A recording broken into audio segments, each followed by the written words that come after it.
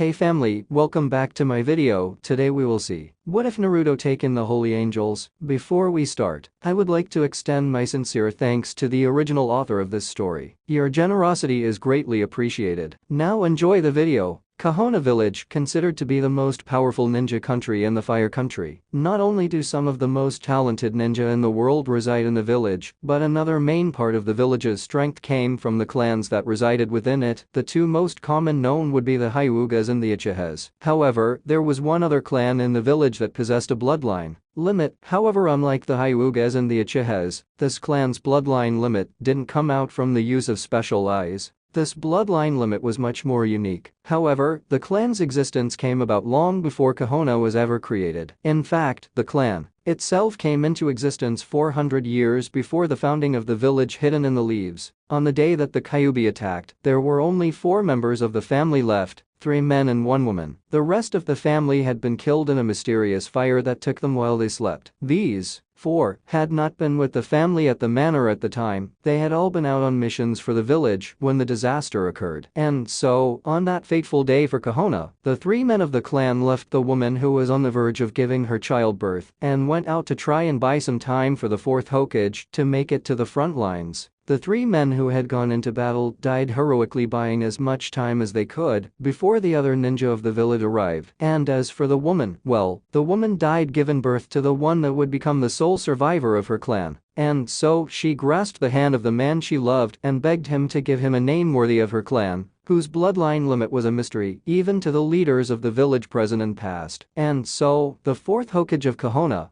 let his tears fall as his wife left the world. He looked to the crying child and said, "Uzumaki Naruto, my sons make your clan proud." And so, as history goes, the 4th sealed the Kyuubi into his son, the sole survivor of a clan whose power was a mystery that would not be known until 6 years later. 6 years later, Uzumaki Naruto was hated, and he didn't know why. At the tender age of 6 years old, he was given cold glares and was cursed by everyone who laid eyes upon him. Only 6 years old, and already Uzumaki Naruto had been beaten nearly to death 4 times. However, on this fateful day, Uzumaki Naruto was about to experience something that would forever change his life. It started out normally. Naruto took a shower and put on his underwear and pants when suddenly a horrible pain shot through his back. Naruto let out a surprised cry and fell to his knees as the pain began to grow stronger and stronger. Naruto arched his back and let out another cry as unknown to him, a tattoo of a sword with angel wings sticking out of it. Naruto fell onto the ground and began to whimper and scream as the painful sensation went from his back to just below his shoulder blades. Naruto curled up into a ball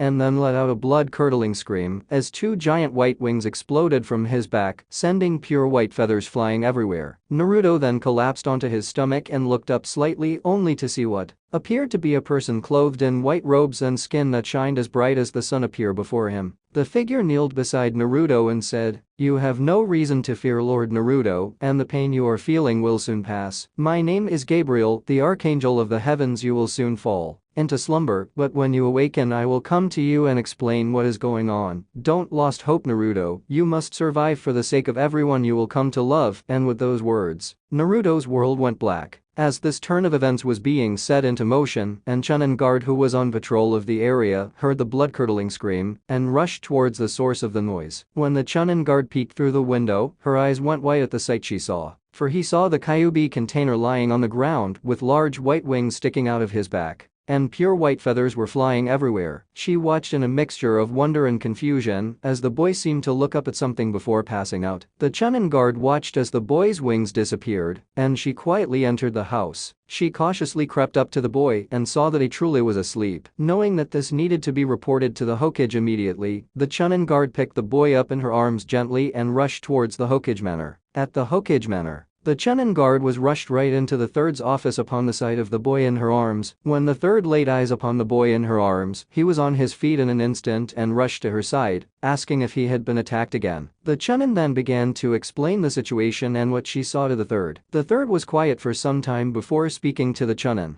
"Anko, do you know who this boy is?" She replied that she did and explained that he was the container of the Kyuubi and the only one holding the demon back from destroying the village. The 3rd paced a little bit before turning to the woman again who was setting the boy down gently in a chair. "Who do you live with, Anko?" the 3rd asked slowly. Anko blinked a few times before replying that she of course lived alone. The third nodded again and began to pace back and forth again. "Anko, would you be willing to let this boy live with you?" he asked, looking up at her with serious eyes. To say that Anko was startled was an understatement. Why was he asking this of her? She began to think and came to the realization that he was asking her to do this in order to keep what she saw a secret. In doing this, am I going to become the boy's guardian? Or are you simply doing this to cover up what I saw Hokage-sama? Anko asked, trying to remain polite. The third thought for a moment before speaking. That is one reason, but the more important reason is that Naruto needs someone to protect him from the villagers who have been blinded by hate, and also because you need someone in your life that can teach you how to love again. I realize that you loved Orochimaru, and I also realize that you have come to hate him because of his betrayal, but I believe that this would be a good move for the both of you. So, Anko, will you become the guardian of this boy and accept him into your home? Your pay will of course be raised to help pay for his needs and such things. Anko bit her lip. She really didn't want to do this, but to defy the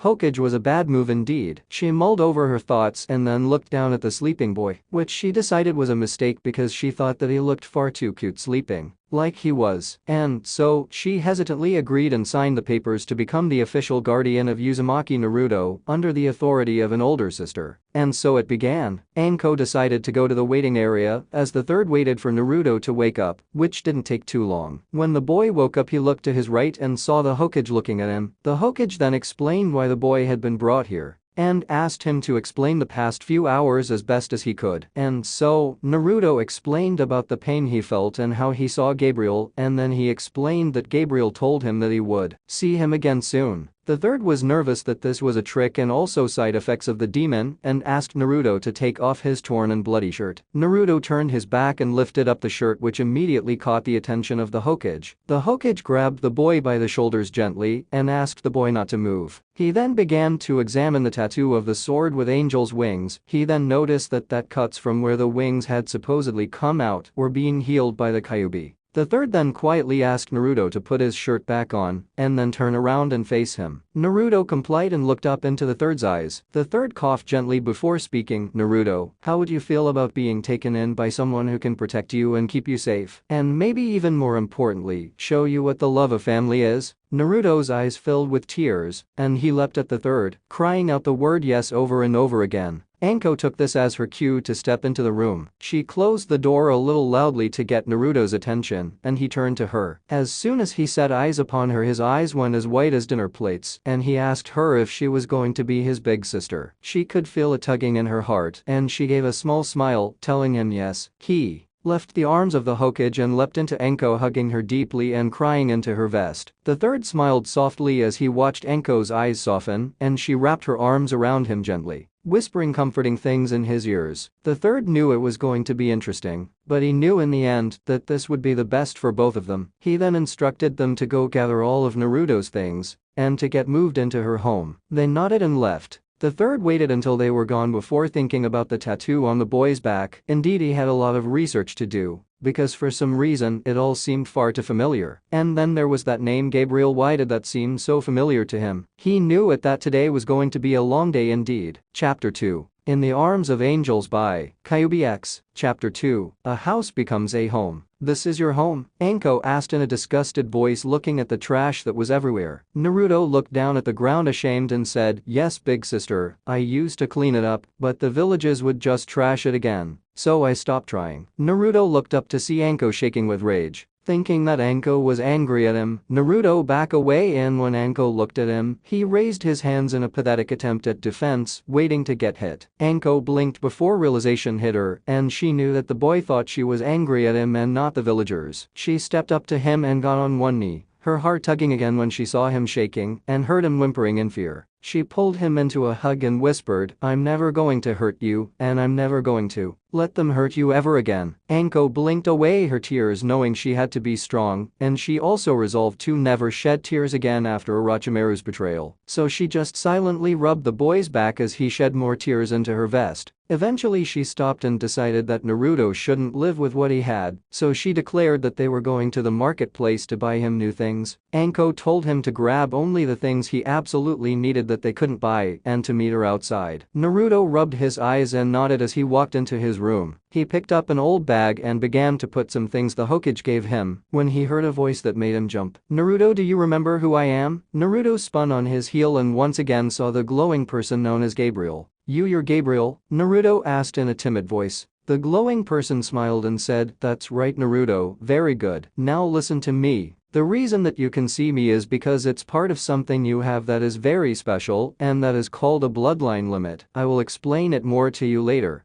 But for now all you need to know is that if you wish to become a strong ninja, look to that woman who is taking care of you. She will lead you on the path to good strength. Now get moving, she'll get impatient. I'll talk with you later tonight, Naruto." And with that being said, Gabriel disappeared, leaving a very small Naruto slightly confused. He then remembered his task and stuffed a few things into his bag before rushing out to Anko, who gave him a smile and put her hand on his back, leading him towards the marketplace. After about 2 hours of shopping and 6 bags full of things later, Anko and Naruto stopped at the Ichiraku ramen stand for some lunch. They sat down and a girl just a little bit older than Naruto came up and asked for their orders. At first Anko thought she was seeing things, but then she noticed that the girl kept looking at Naruto and blushing. The first thing that popped into Anko's mind was that just like her, this girl liked her guys young. After they had finished eating, Anko nudged Naruto in the side with her elbow and told Naruto to introduce himself to her. Naruto didn't understand why, but he decided that he needed to respect his new sister, so he waved at the girl to get her attention. "Do you need something else?" the girl asked sweetly, and Naruto just shook his head before sticking out his hand and saying, "My name's Naruto. What's yours?" The girl blushed slightly before saying, "My name's Naruto-kun." Naruto blushed at the addition to his name and then told her he would see her around before running to catch up with a smiling Anko. And so with bags in hand, they walked back to Anko's house. When they arrived, Naruto was surprised to see that the house was 2 stories high. He looked up at Anko and said, "Your house is really big, sis." Anko smiled sadly at the boy and told him that another person used to live in this house, but that he became a bad person and left the village. To her surprise, the boy hugged her and told him that she was sorry that her friend left. And once again Anko felt her eyes filling up with tears at the kindness of the boy clinging to her leg. It disgusted her that the villagers didn't get to know him better, but she decided that she was going to change all of that. They entered the home and Anko showed him to a room that would become his. She then put the bags down on his bed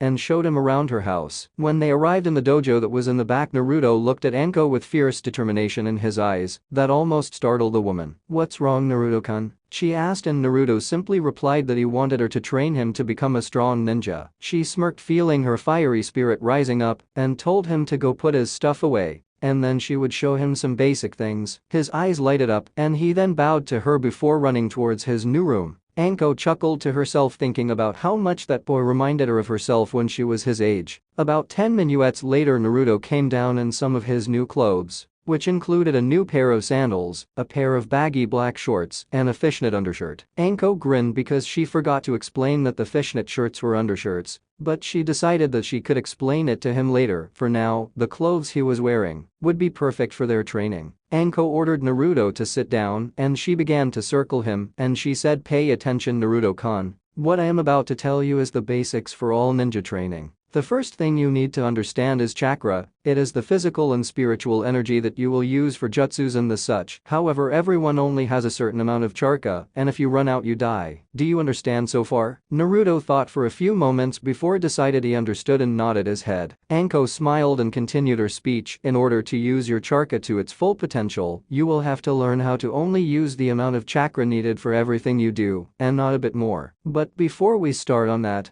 I want to explain a few more things. First of all, most people only have one chakra system. However, you are a special case, and you have 2. I cannot explain to you at this time why you have a second chakra system, so please don't ask me. One day when you are older, I will be able to tell you, but that time has not yet come. The last thing I want to teach you today before we work on chakra controlling is the 4 different forms you need to know to be a ninja. The first one is ninjutsu. The most commonly used of ninja skills, you use ninjutsu by using your chakra as a weapon. The second form is genjutsu. Genjutsu is using your chakra to create illusions that confuse your enemy and leave them vulnerable to attack. The third form is taijutsu, which is hand-to-hand combat skills, something every ninja must have. And finally there is kenjutsu. Kenjutsu is very very dangerous because it involves techniques that usually result in the user's death and are only to be used in the most extreme of situations. Do you have a basic understanding for the 4 forms of ninja fighting, Naruto-kun? Naruto seemed to be deep in thought, but then nodded his head and told her that he thought he understood most of it. Anko grinned, thinking that this kid was pretty smart for his age. She then declared that he was going to learn Charka training by focusing his Charka into his feet and then walking up the dojo's wall. Anko then spent a good half hour teaching Naruto how to correctly do all of the hand seals. She then spent another half hour teaching Naruto how to put Charka into his feet, and then she told him that she was going to go prepare dinner and would come back to check on his progress when dinner was ready. She walked out and closed the sliding door to the dojo and winced when she heard him run up the wall some, only to fall harshly. She then breathed a sigh of relief when she heard him get back up and try again. She then walked to the kitchen to prepare dinner. She came back to the dojo about 3 hours later and poked her head in, and her eyes went wide when she saw that Naruto wasn't in there. She felt her heartbeat quicken, thinking that someone had come into her home and snatched him, but then she heard stifled giggling. She looked straight up and gasped to see Naruto standing on the ceiling looking down at her. She noticed all the bruises and scrapes on his body, but she was still speechless that Naruto had completed the task so quickly. He came down from the wall and she hugged him gently, letting him know that she was not only satisfied with his performance, but she was also amazed. Naruto gave her a big smile, which made Anko smile a little herself. After much complaining that the main course was not ramen, Anko and Naruto enjoyed a nice grilled chicken dinner with rice and green beans, which Naruto was willing to admit tasted very good as well. After dinner, Naruto stood up and grabbed all the dishes and washed them without being asked to. Anko smiled at the polite boy and took the time to sneak away and look for something. When she came back, Naruto had stacked the plates neatly on the counter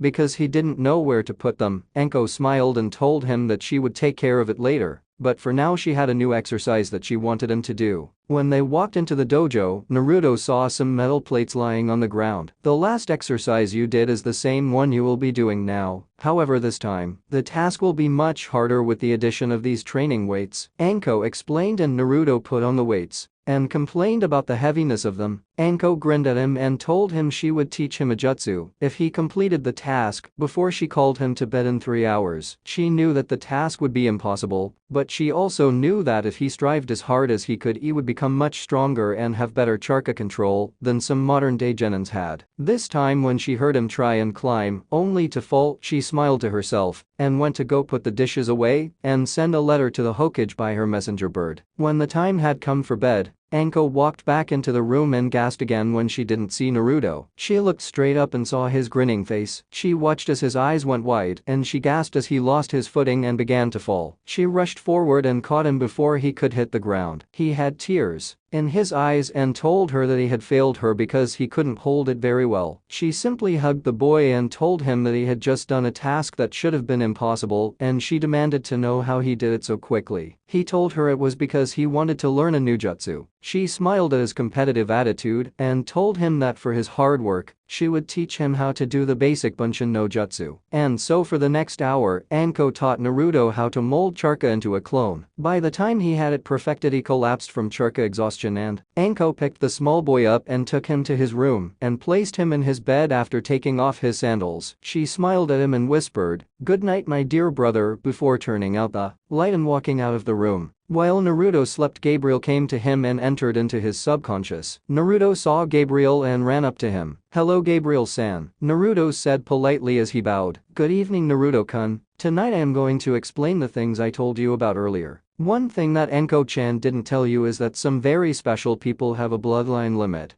that is passed down from generation to generation. You are one of those people and your ability is very special indeed. But first I must explain your clan's history. Your clan came into existence about 400 years before Konoha was created. Your ancestor was on the verge of death and cried out for help. He found favor in the eyes of my lord, and I was sent down to aid him. From that day on, your family's legacy would continue on with the angels of the Lord. However, about 6 years ago your family was tricked and were killed in their sleep by a horrible man. Only about 4 members of your family survived, including your mother. You other 3 family members were killed during the attack of the Kyuubi, and your mother died in giving birth to you." Gabriel paused, letting the information sink in before continuing. "And now on to what exactly your bloodline limit is. For one, if you focus your chakra into your back, You can summon and retract a pair of large white wings that you can use to fly. And finally, the most important part of your bloodline limit: if you are ever in desperate trouble, anywhere from 1 to 5 angels will come down from the heavens and temporarily merge with your body. This will increase your strength by considerable amounts. However, you will not be able to summon us. We will only be able to come to you in your greatest times of need. However, if you ever need to talk to us, all you have to do is pray to summon us. Now, as to how we are summoned. As you grow in strength, intelligence, and strength of spirit, you will get more and more tattoos that will appear on your back. When you are in trouble, we will come down and merge with your body via the tattoos, and we will exit the same way. These tattoos are a gateway for us to come and go as we see fit. Do you understand all I have taught you, Naruto-kun? Naruto nodded his head as he continued to digest the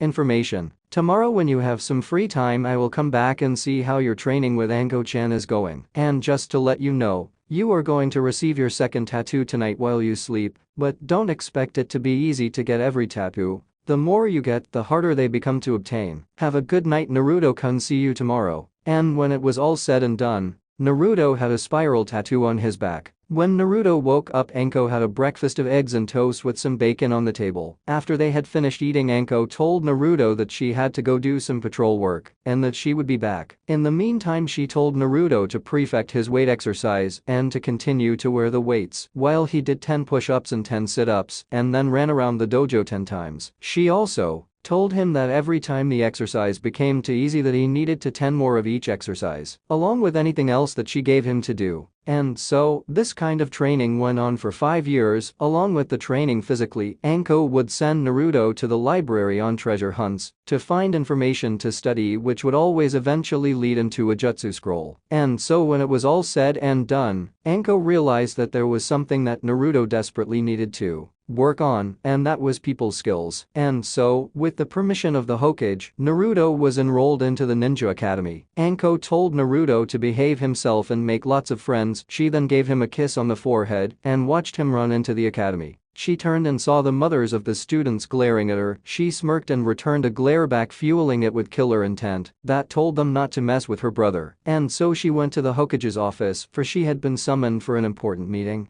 When Naruto walked into the classroom, everyone stopped talking and stared at him, making him quite nervous. Iruka cleared his throat and told the class that this was their new student. He then nodded to Naruto, telling him to introduce himself. He took a step forward and said, "My full name is Uzumaki Mitarashi Naruto. Mitarashi adopted me and is my adoptive sister. I am 12 years old and have been going through her training since I was 6 years old, so that is why I am in a graduating class for my first year. I like training and getting stronger, and I also have a special bloodline limit. However, that is information that I don't give to very main people." Naruto looked at Iruka to let him know that he was finished, and Iruka was impressed. "Okay, Naruto, please take the available seat in the top corner by those two. Their names are Shikamaru and Choji." Naruto nodded and walked up the steps and shook both of their hands. He then sat down and smiled. He was beginning to think that he was going to make lots of friends here. And that's where I'm going to end this chapter. Be looking for the next chapter sometime tomorrow. Until then, peace out. Chapter 3.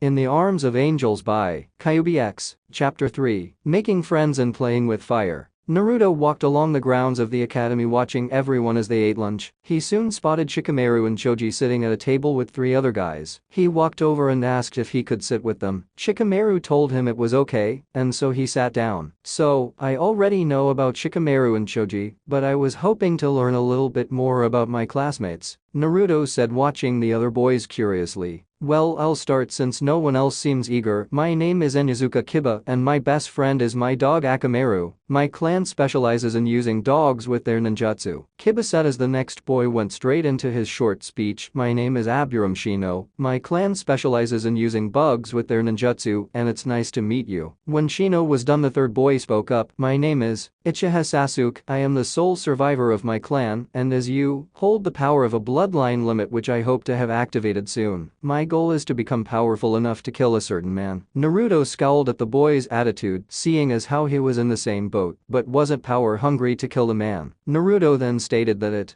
was nice to meet them all, and that he looked forward to being their friends, but he wanted to go and meet the girls. The guys all groaned, but decided that Naruto needed to learn from himself what the girls were like. Naruto noticed a table where 3 girls were sitting and talking to each other, and so he walked over. 2 of the girls, a pink-haired one and a blonde-haired one, looked up at him and asked him what he wanted. The other girl, who had blue hair and white eyes, just looked at the ground and didn't speak. Naruto gave a soft smile and said that he just wanted to get to know the people in the academy and make some friends. The girls eyed each other before inviting him to sit. Naruto waited for them to tell him about themselves. He watched as the blonde decided to start. "My name is Yamanaka Ino, I like Sasuke-kun and I love to work with my parents at their flower shop." After the blonde was finished, the pink-haired girl spoke up and said, "My name is Haruno Sakura, I also like Sasuke-kun and am Ino's friend and rival in every way." Naruto then looked to the blue-haired girl and waited for her to speak. "And my name is Hyuga.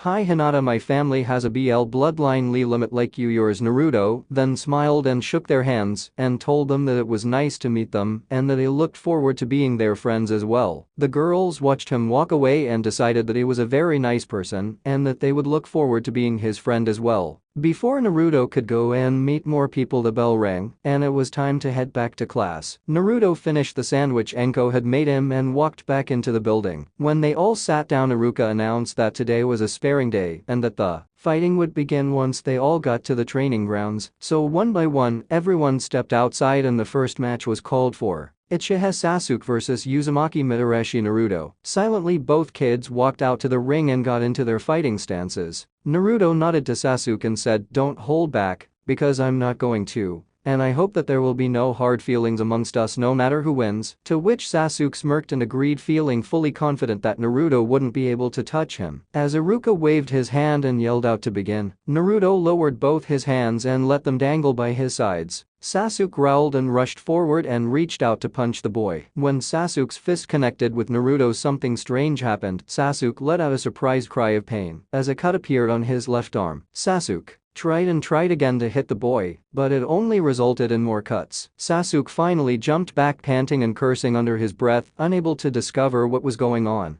The rest of the crowd just stood there in awe. The whole time Naruto had moved to a far corner of the ring, but Sasuke just proceeded to punch and kick at nothing but air. Naruto simply walked up to the boy and began to give small cuts all over Sasuke's body every time he hit the air. Iruka, on the other hand, was standing there with his jaw hanging out. Naruto was performing what looked to be a chunin level genjutsu, and he wasn't even going to break a sweat, defeating who was looking like he would become the rookie of the year. Iruka realized this wouldn't have worked long on most ninjas, but he also realized that he had not yet done a lesson on genjutsu, so Sasuke didn't know what was going on. Sasuke finally had enough and preformed Kakakyu no Jutsu, which had enough power to defuse the genjutsu, but it also left Sasuke very drained of chakra and thus very tired. Naruto slid behind Sasuke and held a kunai to his throat, demanding him to surrender. Sasuke whispered out his surrender and Naruto drew back the kunai and walked back to the class as if nothing had happened. Sasuke growled at the fact that he had been humiliated and everyone else just gaped at the level of skill Naruto already had. The rest of the battles ended with Ino defeating Hinata, Shino defeating Choji, Shikamaru defeating Sakura, and Kiba defeating some no-name with no skill. At the end of the day, Anko was waiting for Naruto to come out of the academy and she watched, one by one, as the students walked out and left until no one came out. Anko got nervous and walked into the academy and walked towards Naruto's classroom to find out where he was and if he was okay. When she stopped at the door, she saw Iruka talking with Naruto and thought he had gotten into trouble. She opened the door and sent Naruto a glare that said if he had gotten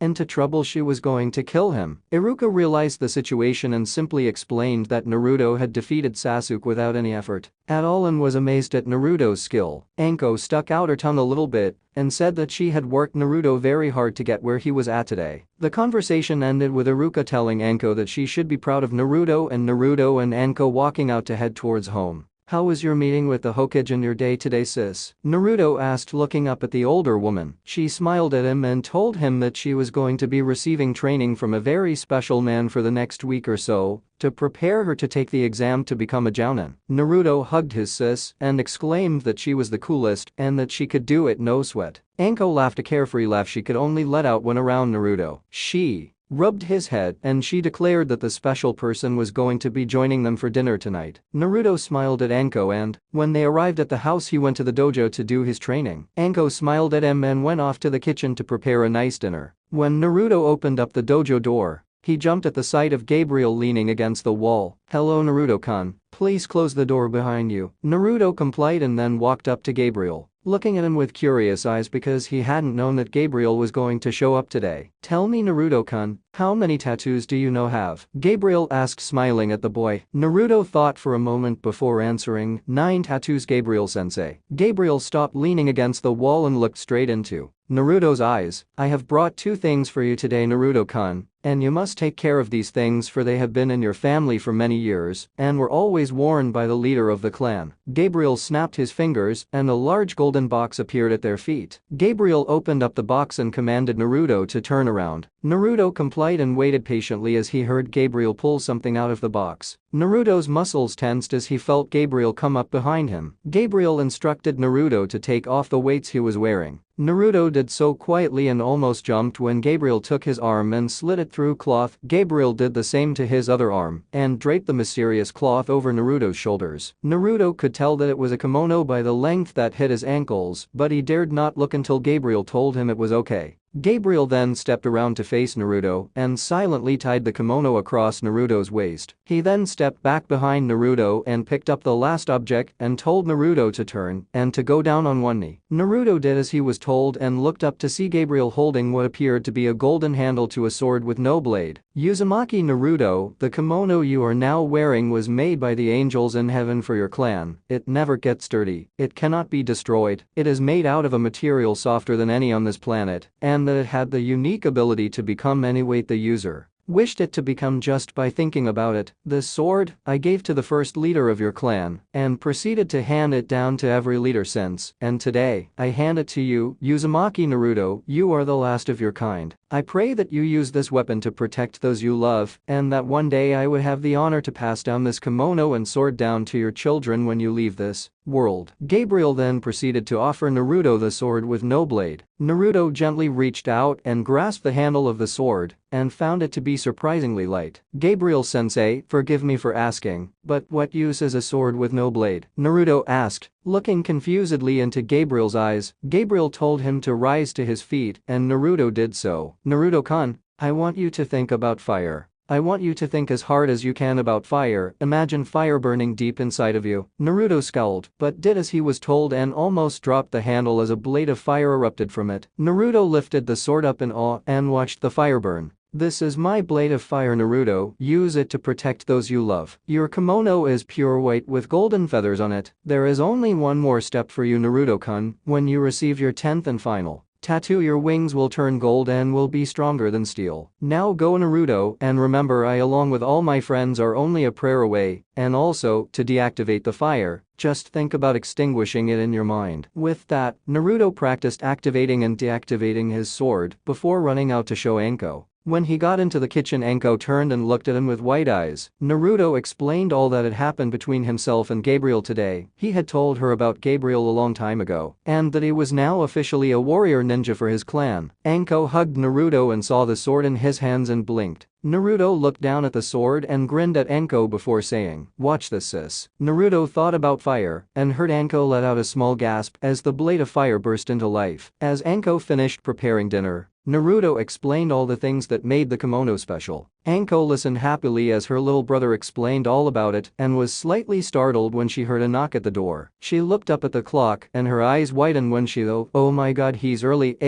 guess who?" He. Anko asked Naruto to answer the door for her and told him that it was their guest and to be respectful. Naruto opened up the door and saw a man with silver hair, an Anbu mask covering his mouth and nose, and saw that his headband covered one eye. The man looked down at Naruto and said, I'm looking for Mitarashi Anko's home. Do I have the wrong address?" Naruto smiled at the man and said, "Nope, I'm Uzumaki Mitarashi Naruto. Anko is my big sister." The man looked at the boy and though the Kyuubi container interesting, and what's with the kimono and the bladeless sword? Naruto smiled at the man and showed him into the living room where he told the man to sit. "So, "What's your name?" Naruto asked, wanting to know more about the man that was going to be teaching his sister. "My name is Haddock Kakashi, and I'm going to be the one training your sister to become a strong jounin." Naruto eyed the man wearily before smiling again, deciding that he liked the man in front of him. Anko then stepped into the room and bowed to Kakashi slightly and blushed a bit as she told them that dinner was ready. Kakashi thought that Anko wasn't going to be blushing at him after he was done training her, and so all three of them walked to the dinner table. When they all sat down, Naruto asked if he could pray. Haddock looked slightly surprised that a ninja trainee would believe in God, and Anko smiled and told him that it was fine. Naruto said his prayer, and then Anko and Kakashi said amen to be respectful. Kakashi quietly removed his mask and noticed that Naruto and Anko were staring at him. "Is something on my face?" Kakashi asked while watching the two curiously. Naruto was thinking that Kakashi was a good-looking guy and didn't understand why he covered his face with a mask. Anko was thinking more along the lines of how gorgeous the man in front of her was. The two quickly shook their heads and proceeded to go about eating the nice dinner of fish, rice, and corn. After dinner, Anko told Naruto that he was free to go do whatever he wanted so that she could talk to Kakashi about their training. Naruto declared that he was going out to the library and Anko called out for him to be home by 9 p.m. Naruto walked out of the house and found a place on the kimono where his sword was meant to be placed. He clasped the handle into the clip on the side of the kimono's belt on his left side and he walked down the street towards the library. He noticed the cold glares that villagers were giving him, but he just shrugged it off and continued along the path towards the library. When he passed by the bar, he heard a slurred voice command for him to stop. He just kept walking,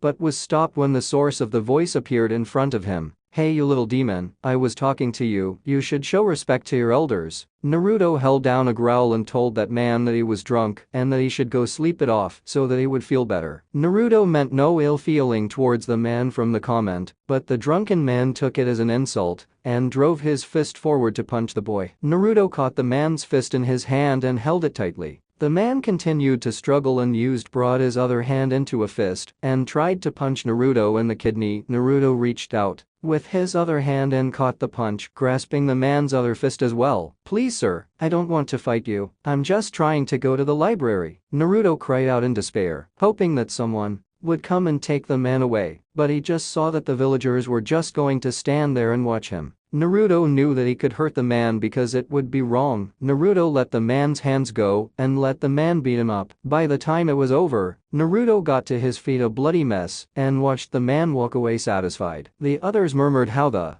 demon didn't even try to fight back and began to wonder if this boy was even a demon at all. Naruto decided that he couldn't go to the library looking like this, so he limped back to his home. When he stepped into the house, Anko gasped and ran to him, and Kakashi just looked at the boy wondering what happened. He stood to his feet and walked up to them. "It's okay sis, the man was drunk and it wouldn't have been right to hurt him in his state and no one else wanted to stop him. So I let him hit me until he was satisfied." Anko grasped the boy and hugged him tightly, telling him he was stupid for showing such compassion to such close-minded people. "Does this happen often?" Kakashi asked, and Anko replied that it happened every once in a while, but not often. Kakashi's only visible eyes showed deep sadness at the thought of this young man being beaten this bad at an earlier age. Naruto excused himself to his room, and Anko watched him go worriedly. Kakashi walked up to Anko and whispered, "Does he know about the Kyuubi yet?" She looked at him and nodded, telling him that she told him on his 11th birthday when a village threw a bottle which cut his head when it hit. Naruto asked why the wound healed so quickly, and I decided that it was time he knew. Kakashi asked how he reacted, and Anko explained that he cried for a while,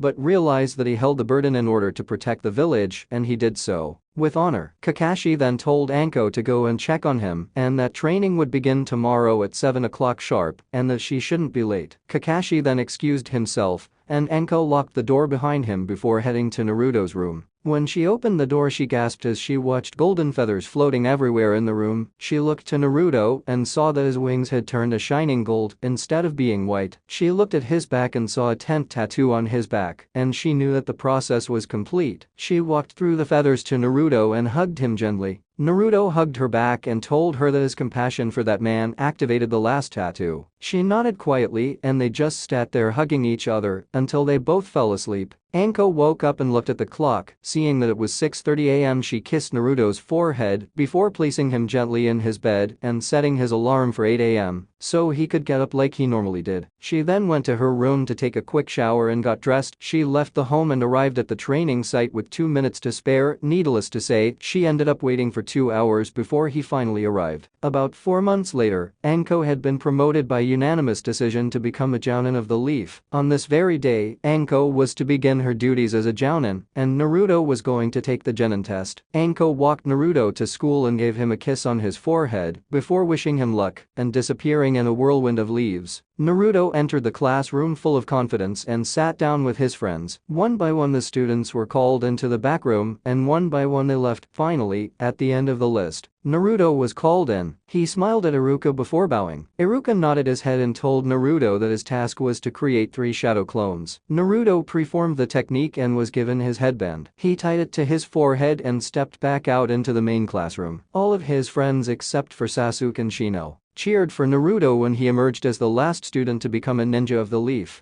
The students were then told that there was a tie amongst who would become Rookie of the Year. Naruto waved his hand and simply stated that it was nothing more than a title and that he didn't want it. Sasuke grunted in agreement and the spot was given to Shino, who didn't care one way or another. The teams were then announced and Naruto was placed with Kiba, who was a mid-range student, and Hinata, who had the lowest range in the class. They were placed in a room and waited for their teacher. Naruto looked at the clock and noticed that an hour had already passed. Naruto bit his lip as he began to suspect that he knew who his teacher was. Kiba looked over at Naruto and asked if Naruto knew something. Naruto simply said, "He'll be here in 3, 2, 1, and with that none other than Kakashi stepped into the room. He simply said to meet him on the roof and disappeared in a puff of smoke. Naruto and Kiba grumbled about their tardy sensei and Hinata simply giggled, having long since lost her shyness around the boys, and so they all picked themselves up and made their way to the roof. When they got to the top they saw Kakashi waiting for them, and they all sat down quietly and waited for him to speak. "Well, let's get to know each other, shall we? Tell us your name, your likes, dislikes, dreams, and such. I'll go first. My name is Haddock Kakashi. My dreams are none of your concern, and I like a lot of things. There isn't much that I don't like." The 3 new genin looked at each other and thought he said a lot, but all we learned about him was his name. Kakashi then pointed to Naruto and told him to go first. "My name is Uzumaki Mitarashi Naruto. I like ramen, training, and making friends. There isn't much that I dislike, but I do have a big dream, and that is to become stronger than my hero the 4th Hokage and become Hokage, so that I can protect the village that I love." Kakashi smiled at the boy, finding him quite interesting. He then pointed at Hinata, who was petting Nakameru, and she said, "My name is Hyuga Hinata. I like water, training, and people with good hearts, like Naruto-kun. I don't dislike much, however I also have a big dream, and that is to make my father proud and become a strong person, so that I can become the leader of the Hyuga clan." Kakashi smiled again and knew that being around a friend like Naruto had really rubbed off on her. He then pointed to the other boy and he spoke, "My name is Enuzuka Kiba. I like my friends and my companions. I dislike arrogant people, and my dream is to become the leader of my clan as well." "Well then, tomorrow we are going to have a little survival training against me, a test of your skills if you will. We will meet tomorrow at the bridge." Apparently everyone in Konoha knows about the bridge at 7 a.m. and by the way, don't eat or you will throw up. And finally, this test has a 66% rate of failure, so you had better be at your best tomorrow. With that, Kakashi disappeared in a puff of smoke, and the team decided to go to the Ichiraku ramen stand for lunch. AM and Naruto had become close friends since that day they had met 6 years ago, and AM had a big smile upon her face when she saw the headband on Naruto's forehead. She rushed out from behind the counter, hugged him, squealing that he did it. He had become a ninja. He hugged her back and blushed when she placed a kiss on his cheek and told him it was his reward for all his hard work. Kiba and Hinata laughed at Naruto's embarrassment as they all sat down and ate. When Naruto left the ramen stand, he went back to his home and went into his bedroom. He pulled out a box which contained scrolls of various shapes and sizes. He pulled one out and began to work on a new jutsu that he had come up with. He got so involved with his work that he did not notice when Anko came into his room and walked up to his bed. She wrapped her arms around him and felt him go rigid. She smirked and said, "How did you become a genin when you don't even realize when someone has come into your room?" Her smirk dropped into a smile when she felt Naruto tap his pencil on her side, right where her kidney was. "That's my brother." She smiled as she pulled him into a bigger hug out of congratulations. Naruto smiled at Anko and decided that life truly was good. Little did he know what was in store for him tomorrow. Wow, I hope that this story will break a review record unlike any story I've done before. So hey, read and review. And thanks to everyone who has already reviewed, you guys are awesome. Until next time, Chapter 4, In the Arms of Angels by Kyubi X. Chapter 4, The Ultimate Lesson. Naruto woke up bright and early and hopped into the shower. He chose to take a cold shower to wake himself up, and when he was done, he used a small fire jutsu to dry himself off without the use of a towel. He put on a pair of hazy gray shorts and put on one of his fishnet undershirts. He then quietly wrapped the pure white and golden kimono around his body, tying it down firmly. He picked up his headband and looked at it before getting an idea. He closed his eyes and called out to Gabriel. He felt a presence fill the room. But when he opened his eyes, he saw an angel that looked nothing like Gabriel. "Who are you?" Naruto asked in a confused voice as the angel bowed to him. "My name is Tobias. I am second in command to Gabriel and I'm your guardian angel. All that simply means is that in your times of great need, I will be the first to aid you, for it is my job to constantly watch you." Naruto gave a respect bow to the angel and asked him a simple question. "Do you think that I could get some of the material that made my kimono to create my headband with?" The angel named Tobias smiled before reaching into his kimono's pocket and pulling out a medium-sized piece of the cloth, handing it to him. Naruto just stood there, mouth open, amazed that Tobias just happened to have the right piece of cloth on him at the time. "It was no problem at all, Naruto-sama. I am here to help you, and as such I know you're everyone in need. Now I will take my leave, Naruto-sama, but don't ever lose heart. I'm always watching out for you." And with that the angel disappeared. Naruto grinned, deciding that he liked his guardian angel, although he felt uncomfortable with the title Naruto-sama. But he would deal with that later. For now he attached the metal plate with Kahona's symbol on it to the white cloth and placed it around his forehead. He then ran to the kitchen and had some cereal when his eyes came upon a note on the table. He picked it up and saw that it said, "Dearest Naruto, if you pass Kakashi-sensei's test, then I'll teach you something very special tonight. Your big sister, Anko." Naruto smiled big and then put the cereal and milk away before grabbing his kunai pouch and strapping it to his belt on the right side and his sword in the left clip, walking out the door and making sure to lock it up. As he walked down the street, he decided to add 15 pounds to his kimono, putting it at the weight of 115 pounds, which was already much more than he weighed. He wanted to groan as he had to force his feet into steps to keep them from dragging. He hated the weight, but he knew that it was making him stronger and faster. And so he arrived at the bridge a half hour early, only to find Kiba and Hinata already there, and it appeared that they were far too close for normal contact. Naruto immediately hid his chakra presence and dove into the bushes to watch them. He saw Kiba whisper something to Hinata which made her blush, and then he gently took her chin in his hand and kissed her. It took Hinata a moment, but she slowly closed her eyes and began to kiss back. Naruto turned away knowing that they deserved their private time on.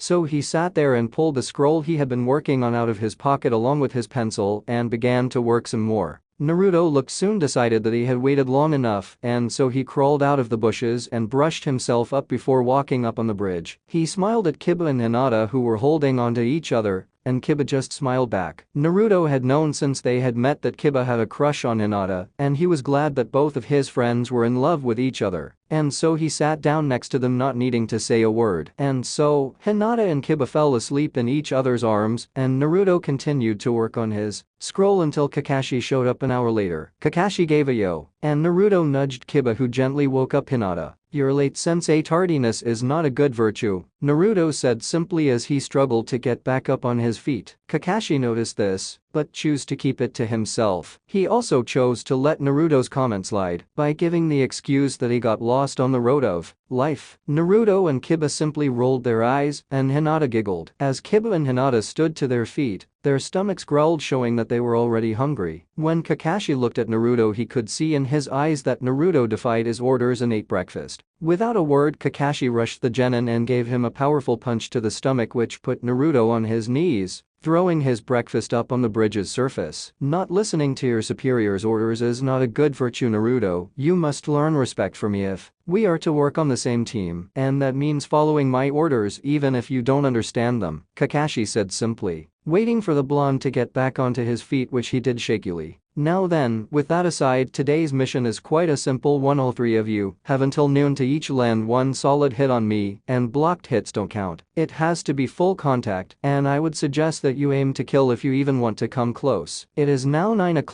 a.m. You have 3 hours to each land a hit on me. If you do not manage to land a hit on me, then you will go without lunch, and you will be sent back to the academy in disgrace. Ready? 3, 2, 1. Begin! Kakashi shouted out, and all three genin leapt away to find a good hiding spot. Kakashi scanned the area with his eyes and discovered to his satisfaction that all three genin were very well hidden. Now it was only a matter of one of them gaining the courage to attack. Suddenly, Naruto leapt down from a tree and unsheathed his sword. Kakashi's visible eye widened some with amusement as he said in a sing-song voice, "A sword without a blade is almost as useless as you are. Naruto-kun." Naruto let out a low grumble and let the fire burn inside of him as the sword's blade of fire burst to life. Kakashi's eye now widened in a show of shock when he felt the killer intent radiating from Naruto. "Don't call me useless," Naruto let out in a soft voice as he rushed towards Kakashi, grasping the sword's handle with both hands and swinging it like a heavy blade. Kakashi simply dodged the attacks with the greatest of ease and said, "The fire blade makes no difference, Naruto-kun. It's too heavy," and yet again, the sword continues to prove its uselessness, the same as you. Kakashi knew.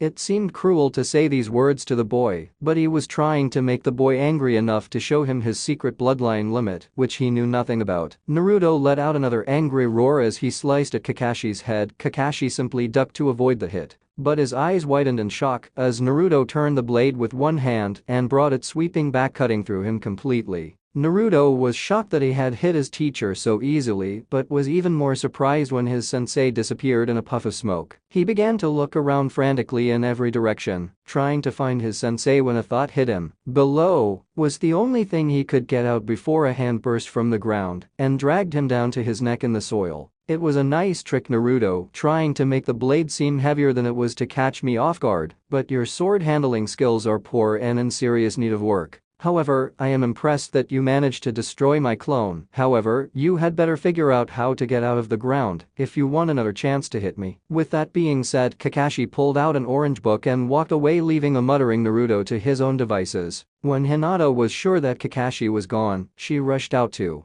Naruto and offered to help him out of the hole. Naruto accepted and simply stated, "He thinks he's so smart and so good. Little did he know I was weighed down, but next time I will get a good hit on him." With that being said, Naruto picked up his sword and placed it on its clip before looking at a very worried Hinata. "Naruto, I am going to need your help if I'm going to hit him. I have nowhere near your skill and I can't hit him on my own. Will you help me?" Naruto thought for a moment before saying, "We need to find Kiba. Now, follow me." With that, Naruto entered the bushes with Hinata close on his trail, trying to find their other teammate. Unfortunately for them, Kiba already rushed out and challenged Kakashi to a great battle. Only the weak speak loudly. Must you be so loud, Kiba?" Kakashi asked lazily as he continued to read the little orange book in his right hand. Kiba and Akamaru both let out a low growl as they charged at Kakashi. Kakashi just continued to chuckle at his little book as he used one hand to dodge all of Kiba's and Akamaru's attacks. When Kakashi had had enough, he put his hands in the sign of the tiger and screamed out, Konoha's most sacred technique, the 1,000 years of pain, and with that, Kakashi stuck his fingers up Kiba's butt and launched him into the air. Akamaru whimpered and ran up to his master. Kakashi began to walk towards his student, but his eye widened in surprise as kunai came out of nowhere and stabbed Kiba right in his leg. Kiba let out a scream of pain, and Kakashi looked up to see what appeared to be a grass ninja sitting in the tree, twirling another kunai with his right index finger. Kakashi stooped and realized that something wasn't right. He looked at Kiba and immediately noticed that Akamaru was nowhere to be seen. His eye drooped again as he yelled out, "Release," which dispelled the genjutsu, only to find that Kiba and Akamaru were gone. Kakashi smiled under his mask and thought, Naruto, what a guy. Kiba was pissed, and he was letting Hinata and Naruto know it.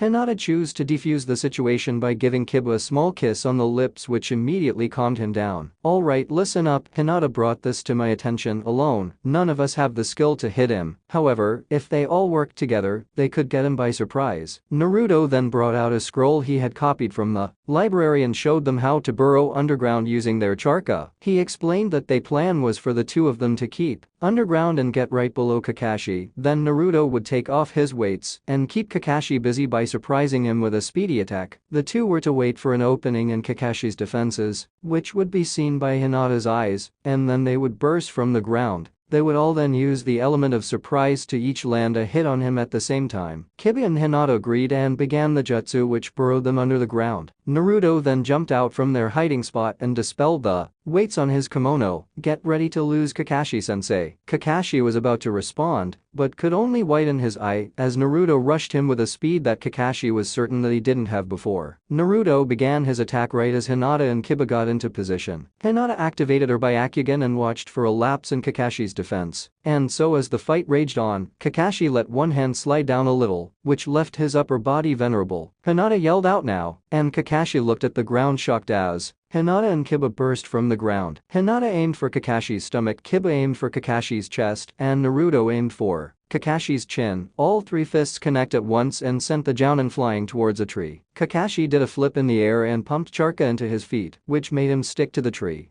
Kakashi smiled at the three exhausted genin in front of him and said with a happy voice, "You all pass. Not only did you realize that the point of the exercise was teamwork, but you also came up with and executed a surprise attack that even caught me off guard. In celebration, I am going to take you all to the Ichiraku ramen stand for lunch. But before that, there is something important I have to tell you about being a ninja. Those who abandon their missions are trash, but those who abandon their teammates are lower than trash. I hope that none of you ever forget that lesson." The three looked at him and nodded in respect before heading out to the Ichiraku ramen stand. When they arrived, Am ran up to Naruto and gave her usual greeting now of a kiss on the cheek. Naruto blushed and said, "Good afternoon, Am-kun." She then gave him another quick hug before running back behind the counter and taking their orders. Kakashi glanced at the girl and knew that she had a crush on the young blonde. He smiled at Naruto and knew that it didn't go unnoticed by the boy. When Am walked away, Naruto turned to the Kakashi and asked, "What are you smiling at me for, Kakashi-sensei?" Kakashi just simply smiled and said something along the lines of him being dense. Kiba let out a hearty laugh with Akamaru, and Hinata giggled in agreement. Naruto scowled because he didn't get what they meant, and so they ate their food in a comfortable silence. When they were done, Kakashi told them that they were to meet at the bridge for their first official mission as genins of the leaf. And with that, Kakashi paid the bill and disappeared in a puff of smoke. Soon after Kakashi left, Kiba and Hinata excused themselves to go for a walk, leaving Naruto and Am alone in the restaurant. "Where's your father, Am-chan?" Naruto asked curiously, noticing that the old man was nowhere to be seen. "Oh, Papa's at home sick, so I'm running the store for him today," Am said to Naruto, giving him a sweet smile which soon faded when she looked outside. Naruto turned and followed her gaze to see the rest of the genins walking with their senseis towards the ramen stand. That counted 8 people to serve and only one Am. She groaned knowing that this was going to be a long day when she turned her head only to watch Naruto jump over the counter. "Naruto-kun, what are you doing?" she asked as she watched him grab a spare apron and a paper hat and put it on his head. "You are going to need help with all these hungry people and I can't just leave a friend all alone," Naruto said with a genuine smile. Am blushed and whispered out a thanks to him as they prepared for the small rush of new ninjas. They all came in,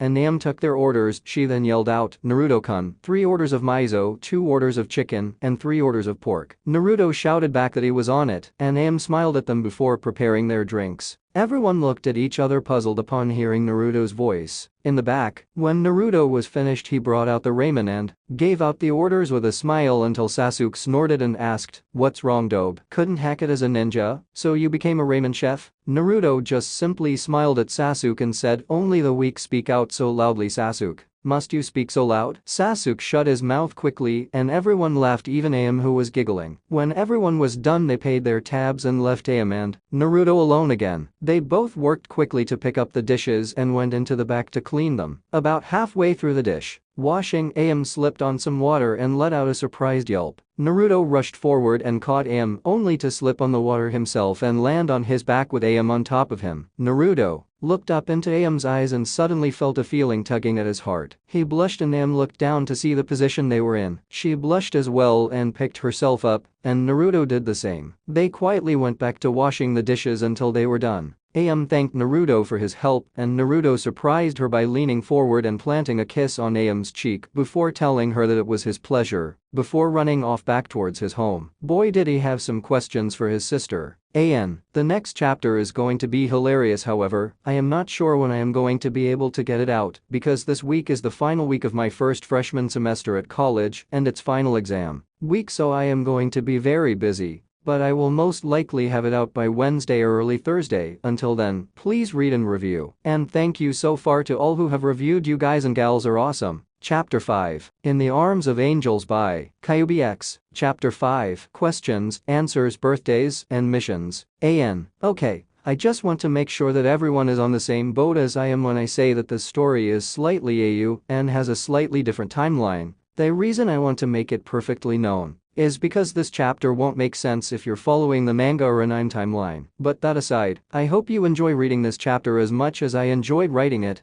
Also, I have to say, 63 reviews in only 4 chapters. You guys are amazing and I want to thank you all. So as I keep this story rolling, keep the reviews coming cause I feed off of them. And now, on with the show. When Naruto got home his head was swimming. He let his mind wander back to when Aem fell on top of him. He just didn't understand what he was feeling. Was there something wrong with him? He sighed as he walked up the steps and went into his room. He sat on his bed and considered going to Anko, but then he stopped to think ever since she had become a jounin, she had let her unique side come out and she was a little bit weird. The thought made him momentarily forget about his problems as he smiled remembering all the memories he had with Anko. He let his mind wander to his 12th birthday. He was walking back home when he suddenly felt the presence of people following him. He knew that he was in danger because the villagers became the most vicious on this day towards him. Because it was also the anniversary of the demon's attack. He tried to pick up his pace but was blocked when a new group of people came out of the alley and blocked the path. He spun around but saw that he had been surrounded. He looked up to the roofs for a safe place to jump but saw that some hateful ninjas were prowling along the roofs, daring him to jump up. Naruto could feel himself getting nervous and got ready to unleash his wings. It was then that he felt a presence. Jumping at him, he got into a defensive stance, but gasped when he saw Anko land in front of him with a kunai in each hand. Anyone who wants to touch him is going to have to try to get through me, Anko said in a low growl that dared the people to even try an attack. The villagers screamed out that she had been brainwashed by the demon, but still weren't willing to try and fight her, and so they all grumbled and walked away. After that, Anko walked Naruto home and held a small party for him, just between the two of them. Naruto's thoughts were cut short when he felt cold metal press itself against his throat. Naruto closed his eyes and cursed the fact that he let his guard down in his mind. Come now, little brother, you disappoint me with your lack of attention. Now I know something's on your mind, so don't try to get out of it. Tell me what's up, Anko said as she pulled her knife away from his neck and put it back in her pouch. She sat next to him and patiently waited for him to begin.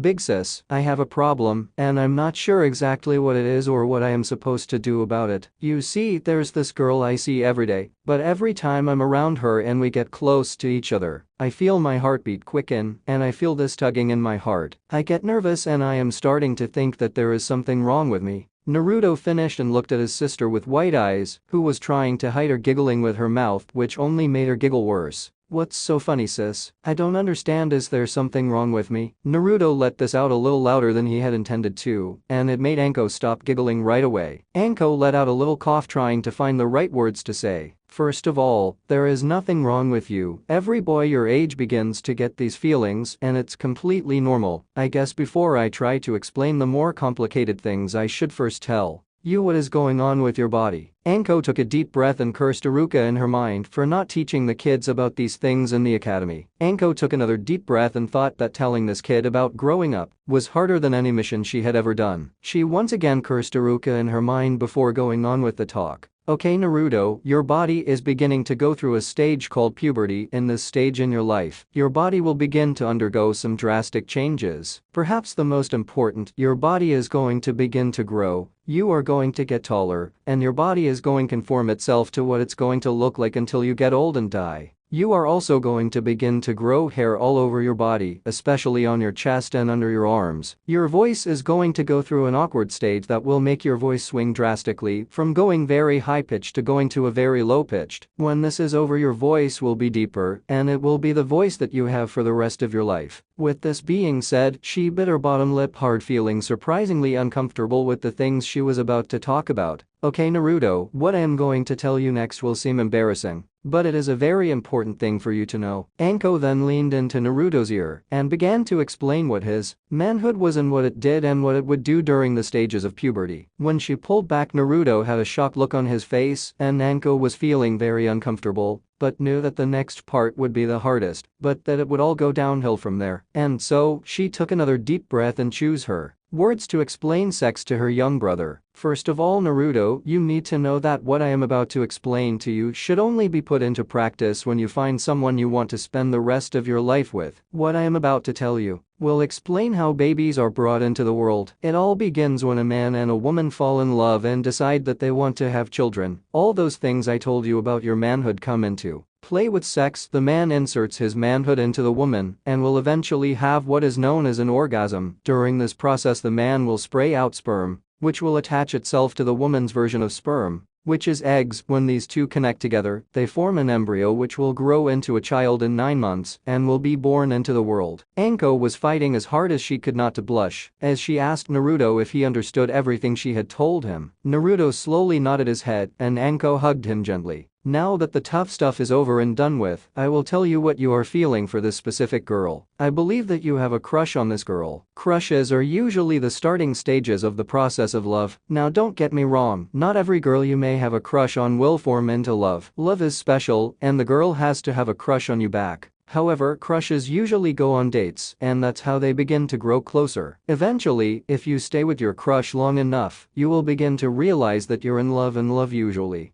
leads to the couple getting married. But you're far from that stage, and you don't need to be thinking about that far ahead. However, if you're feeling a crush on a girl, and you think that the girl has a crush on you back, then you should ask her out. Now come on, let's go get some dinner, okay? Anko asked, hoping she had taken care of the boy's curiosity. Much to Anko's relief, Naruto nodded his head and they went to eat. Dinner went normally, and Naruto surprised Anko by giving her a hug before running off to his room. Anko smiled at the boy's antics and looked over to the calendar on the wall, realizing that his birthday was exactly a week from this day. Anko grinned and began to plot a party in her mind. Naruto, on the other hand, was too busy thinking about a certain girl while lying on his bed to even bother thinking about his birthday. He smiled as he thought about taking his sister's advice and asking her on a date. With the thought in his mind, he closed his eyes and fell into slumber. Anko walked by and saw that Naruto had fallen asleep with his clothes on, lights on, and without setting his alarm clock. Anko gave a small smile as she walked into the room and removed Naruto's kimono. She hung it over his chair and gently removed Naruto's headband and placed it with his kimono. She did the same with his sandals and decided that was enough. She turned on his alarm clock and gave him a kiss on the forehead and walking out, turning the light out as she went towards her room. The week went by surprisingly fast. Naruto and his cell completed more D-ranked missions around the town, and Anko was gone on an S-ranked mission by the Hokage. The day before his birthday, Naruto received news from the Hokage that Anko wouldn't be able to make it home in time for his birthday. Naruto acted like he took the news well, but he was completely devastated that Anko wasn't going to be around, and so, Naruto decided to go to the Ichiraku Ramen stand for dinner. Am came up and gave Naruto another hug and kiss on the cheek, which caused him to blush slightly. "Hey Am-chan," Naruto said without much energy as he sat down on his stool. The tone of Naruto's voice didn't go unheard, and Am was sitting next to Naruto asking him what was wrong. "Well, it's kinda silly, it's just my sis is on S-ranked mission and she isn't going to be home for my birthday, and this will be the first one since we met all those years ago." Truly, Naruto was sad, but he held back his tears and tried to act like he was strong. Am reached out and gently hugged Naruto before leaning towards his ear and whispering to him, "I will see if daddy will let me hold your birthday party at my house." Naruto smiled at the girl and watched her skip away to go prepare him his favorite miso ramen and ask her father. When she brought the ramen back out to him, she winked and told him to be at her house at 3 p.m. and not to be late. She then winked and went back into the back to prepare more ramen to help satisfy Naruto's hunger. When Naruto was finished, he put his money on the table and called out to him. Hearing his voice, Am came out and asked, "What's up, Naruto-kun?" Naruto looked at her and felt himself begin to panic. He had planned to ask her out after the birthday party, but now fear was starting to set in, and before he knew it, words were coming out of his mouth. "I just wanted to say thanks for deciding to throw me a last-minute party," and that he truly was thankful. Naruto then looked at the ground ashamed of himself and left the stand, leaving a confused Aim behind, for truly she thought that maybe, just maybe, the boy she had a crush on was going to ask her out, but it seemed that it wasn't meant to be, and so she sighed and went back to work. When Naruto stepped inside of his house, he closed the door and banged the back of his head against it hard. Stupid Naruto. Really stupid Naruto then sighed and decided to go take a shower and call it a day. He didn't really have that much else to do anyways. The day of the party, Naruto woke up at 9 in the morning and decided to train in the dojo a little bit. He yawned as he picked up his scrolls and decided to work on some of the jutsus he had created. Now, amongst the ninja who knew him, Naruto had a special talent for coming up with very useful jutsus. Naruto wanted to make sure to get them all down on scrolls so that he could teach them to someone else someday. And so, Naruto went to work on practicing some of his own techniques.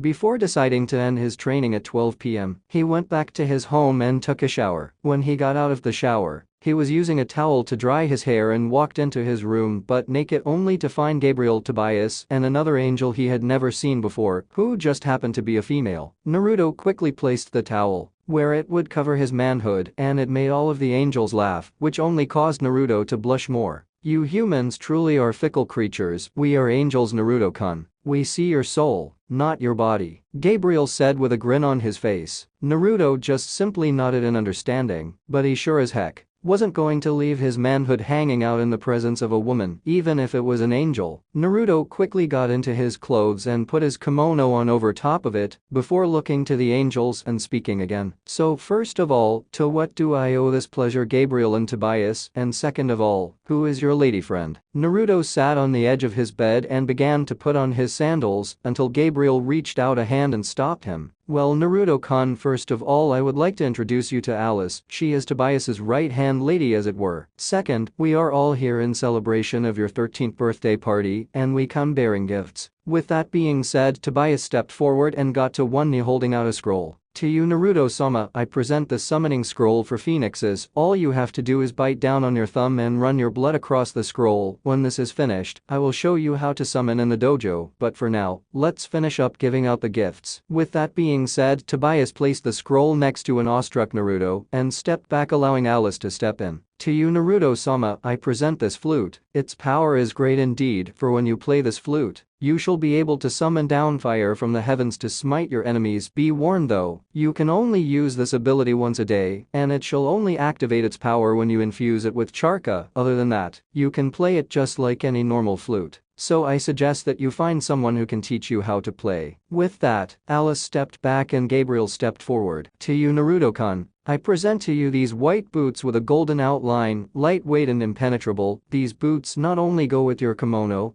but they also have the special ability to store charka, and with the large amount of charka you possess, you will be able to walk up trees or walk across water without having to waste extra charka in dangerous situations. Also, due to the charka storage, you can fall from large heights and land on your feet without doing damage to your body. But perhaps my favorite feature, you can use the chakra you will store into the boots to do a charka jump, which will allow you to jump to heights unreachable with charka infusion." With that being said, Gabriel placed the boots in Naruto's feet and stepped back. They watched with happy faces as Naruto let tears of joy fall down his cheeks. Never in his life had someone given him a birthday present besides Anko, and today he had already received 3. Naruto ran to the angels and hugged them all in a big group hug. When they were finished with the embrace, Alice showed Naruto how to attach the flute to his kimono. Naruto then put on the boots from Gabriel, which were very comfortable, and after that, Naruto bit his thumb and ran his thumb across the scroll. When he was finished, the scroll disappeared and Naruto was led by Tobias to the dojo, where he learned how to summon a phoenix. When Naruto correctly performed the hand seals, he slammed his palms into the ground and screamed out, "Summon." When the smoke cleared, a medium-sized was so big that it reached the top of the dojo at full height. Multicolored phoenix appeared. Naruto stared in awe and the majestic bird before flinching when the bird asked, "Who dared to summon me?" "Saisei, son of the king Fikatsu, ruler of all phoenixes." Naruto gulped before gaining the courage to speak.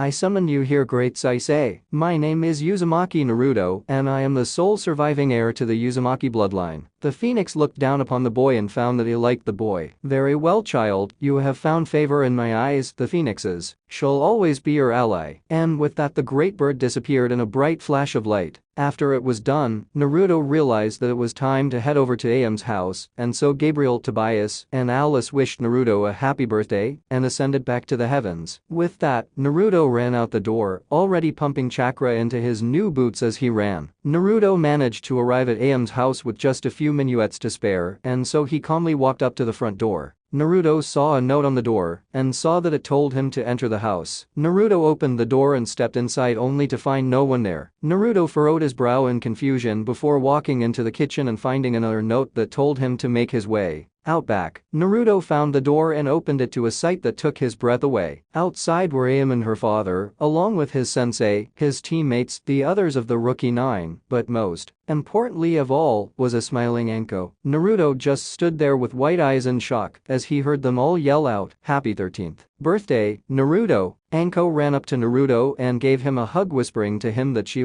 fooled him, but she wanted the party to be a complete surprise. Naruto took a moment to get over his shock, but then felt tears of happiness form in his eyes. He turned away and wiped his eyes, trying to look tough. "What's the matter, Naruto? How come you're crying like a baby?" Sasuke taunted, just wanting to get his rival upset. "It's okay to cry when you're happy, Sasuke, you should try it sometime," Naruto said, whipping his eyes, which caused Sasuke's smirk to disappear. The party then went on like a normal party. Everyone was laughing and enjoying themselves, and eventually cake was served and everyone got ready to give Naruto their presents. The present giving went something like this. Anko a pet snake, who would have guessed that? Hinata a picture of their team wearing their headband protectors, like Kakashi, and Kakashi giving the peace sign with one hand while messing up Naruto's hair with the other. Kiba a pair of sword user's gloves, white with gold outlining to match his outfit, of course. Kakashi, the newest issue of Come Come Paradise, after getting beaten up by Anko, Kakashi just decided to be an Indian giver and take it for himself. The rest of the Rookie 9 all pitched in to buy him a large set of scrolls so he could create ninjutsus. When everyone was done, as the party commenced again, Sasuke stood up and made an announcement. "Excuse me everyone, I thought that for a bit of entertainment I would challenge Naruto to another spar. Because this time I don't think Naruto is going to have as much luck as he did the last two times." Naruto immediately accepted the challenge and everyone made room for the two.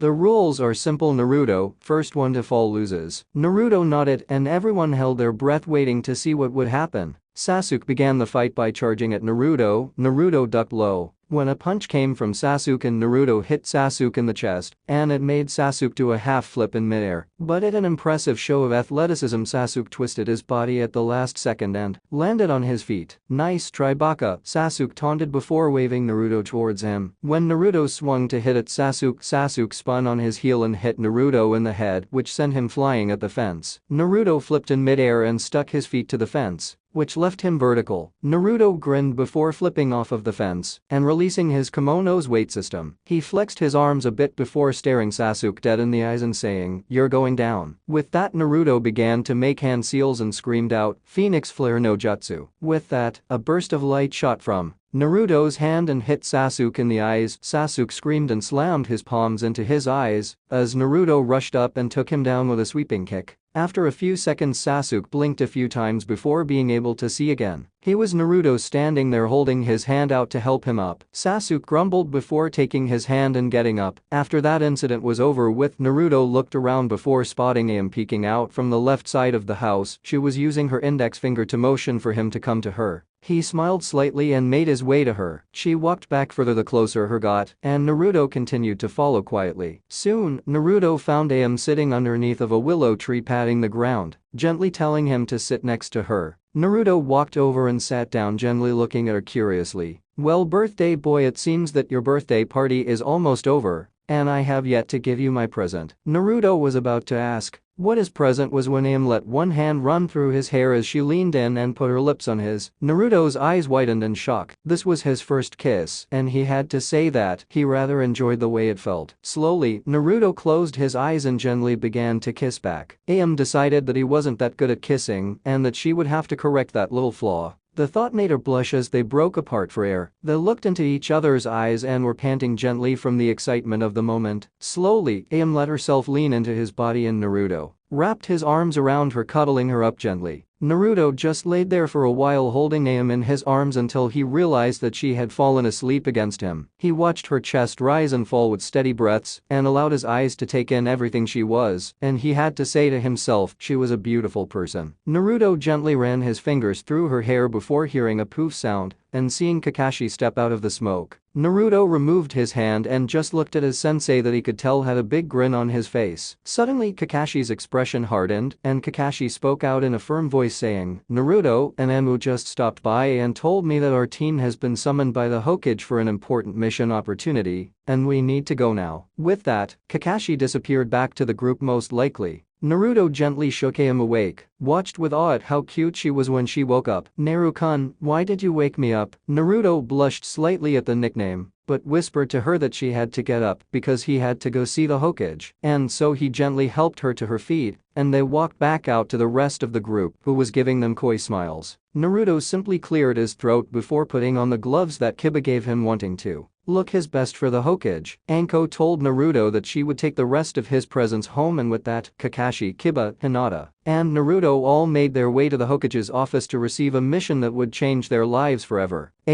Wow, this may be the longest chapter 1 have ever written, so I hope you enjoyed it. Be anxiously awaiting the next chapter because all of you who wanted to see what Naruto's bloodline limit would do to him are going to find out. I promise you that I am very excited to get started on the next chapter, which will involve non-stop action and a nice bit of angsty drama. So until next time, please continue to read and review, cause you guys rock. Chapter 6. In the Arms of Angels by Kyuubi X. Chapter 6. Awakened. Your mission will be a simple escort mission to the country hidden in the wave. This mission should endure for about a month's time. You will be protecting a bridge builder from most likely bandits while he completes a bridge that will link the wave to the rest of the villages. The third Hokage stated, calmly looking at the 4 ninjas in front of him. He was glad to see the eagerness in the children's eyes, but wasn't surprised to see the bored look on Kakashi's eyes. The third cleared his throat and a tall and half-drunken man stepped into the room. "Oi, you're sending these brats to protect me?" The drunken man slurred out, which made Kiba, Hinata, and Naruto all scowl at the foolish man. "Well, they may just be children, but they have a lot of potential and I'm going to be there so nothing will go wrong," Kakashi said, scratching the back of his head, deciding that he didn't like the man that much. "We may be kids, but we have more skill in our right thumbs than you have in your entire body, you stupid drunk," Kiba growled out, and Akamaru barked in agreement. The man turned on Kiba and called him a shorty and told him to be respectful to his elders. Kiba was ready to fly off the handle, but Naruto and Hinata held him back. Kakashi decided that he needed to defuse the situation.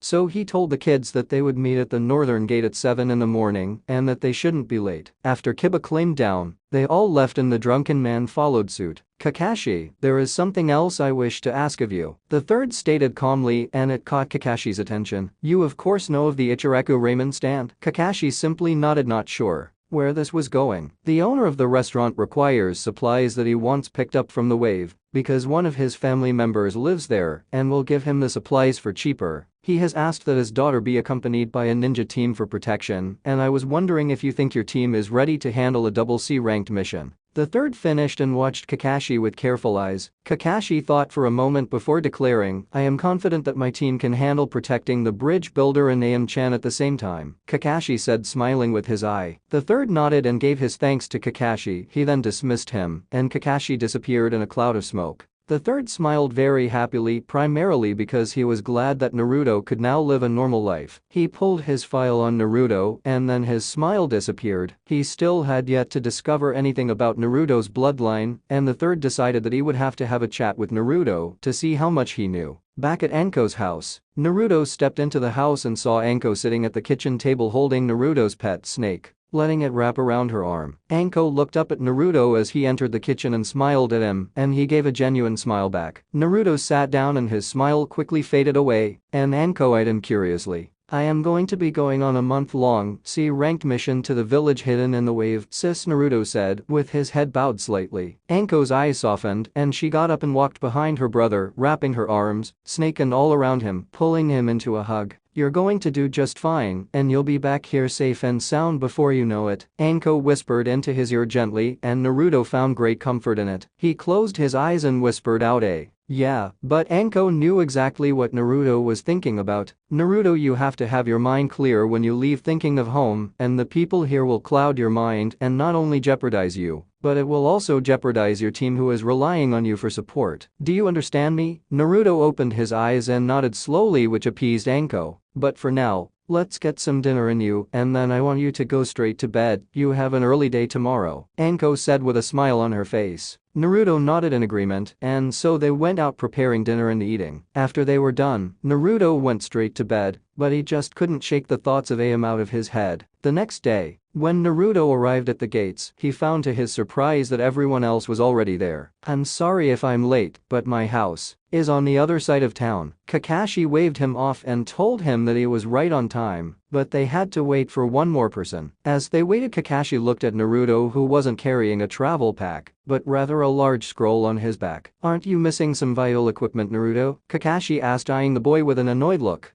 Naruto patted the scroll and told Kakashi that Anko showed him a jutsu where he could store things inside of a scroll. Kakashi smiled once again with his eye and said, "Our final person has arrived." Everyone looked up to see Am running up the hill with a pack on her back. Even though Am was out of breath, she managed to get out in between pants. "I'm sorry I'm late," Kakashi just simply patted the girl on the back and said, "It's okay, Am-chan. Everyone listen up. Am is coming with us to pick up supplies from a family member in the Wave Village. Our mission has been bumped to a double C rank mission, otherwise known as a B ranked mission, because now it's our job to protect 2 people instead of just 1. However, I have faith in you 3, and I know you can do it." Kakashi then turned and the gate opened. Kakashi began to walk and everyone followed suit. Little did any of them know what was in store for them. Kiba and Hinata took the front of the group, Kiba to use his good tracking scenes, and Hinata to use her Byakugan. Kakashi and Tazuna took the center, and Naruto and Am took the back. They walked in peaceful silence until they made their way to the boats. Kakashi paid for their tickets, and they were all put on a small boat. They floated through the mist for a few hours and remained quiet under the orders of Kakashi,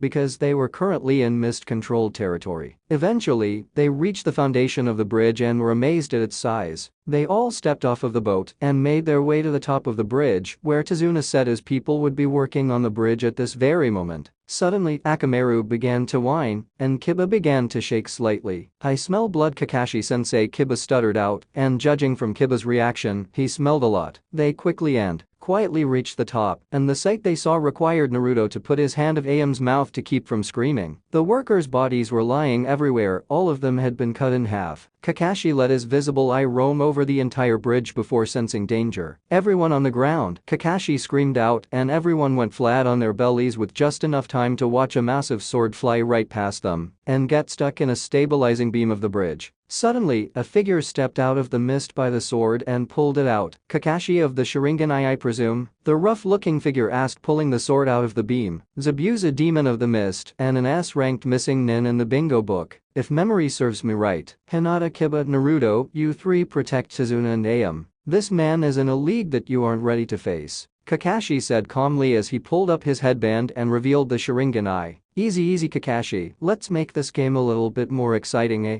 Haku, come out of hiding, change of plans. I want you to kill the brats and take out the target. The other girl I leave to your digression. But if she's a threat, kill her." When Zabuza finished speaking, a boy stepped out of the mist that looked more like a girl. "Yes, Zabuza-sama, as you wish." With those few words, the boy known as Haku calmly stepped towards the Kiba, Hinata, Naruto, Tazuna, and Am. Naruto stepped forward and said, "Kiba, Hinata, I'm depending on you to protect Tazuna and Am. Please take care of her, and I'll deal with this punk." Before Naruto had even finished speaking, he had placed the large scroll on his back upon the ground and had removed the weight system from his kimono. Naruto's eyes wandered down to Haku's hands and saw to his horror that the boy was performing one-handed seals. Before Naruto could act, Haku screamed out, "Demonic ice mirrors no jutsu," and both boys were surrounded in a dome of ice mirrors. Naruto watched cautiously as Haku entered into the mirrors and saw that his image appeared on every mirror. Naruto went to reach for his sword, but was reduced to letting out a pain scream as thick needles penetrated his skin all over his body. Naruto then began to try and pull the needles out, but it only resulted in more needles entering into his body. Naruto let out a horrible scream as he fell to his knees. Naruto could see Haku rushing for him and whispered, "Too fast," before Haku's fist hit Naruto square in the face, sending him crashing through the mirror and tumbling across the ground a few times before coming to a stop on his belly. Naruto groaned as he began to force his body to rise on his feet.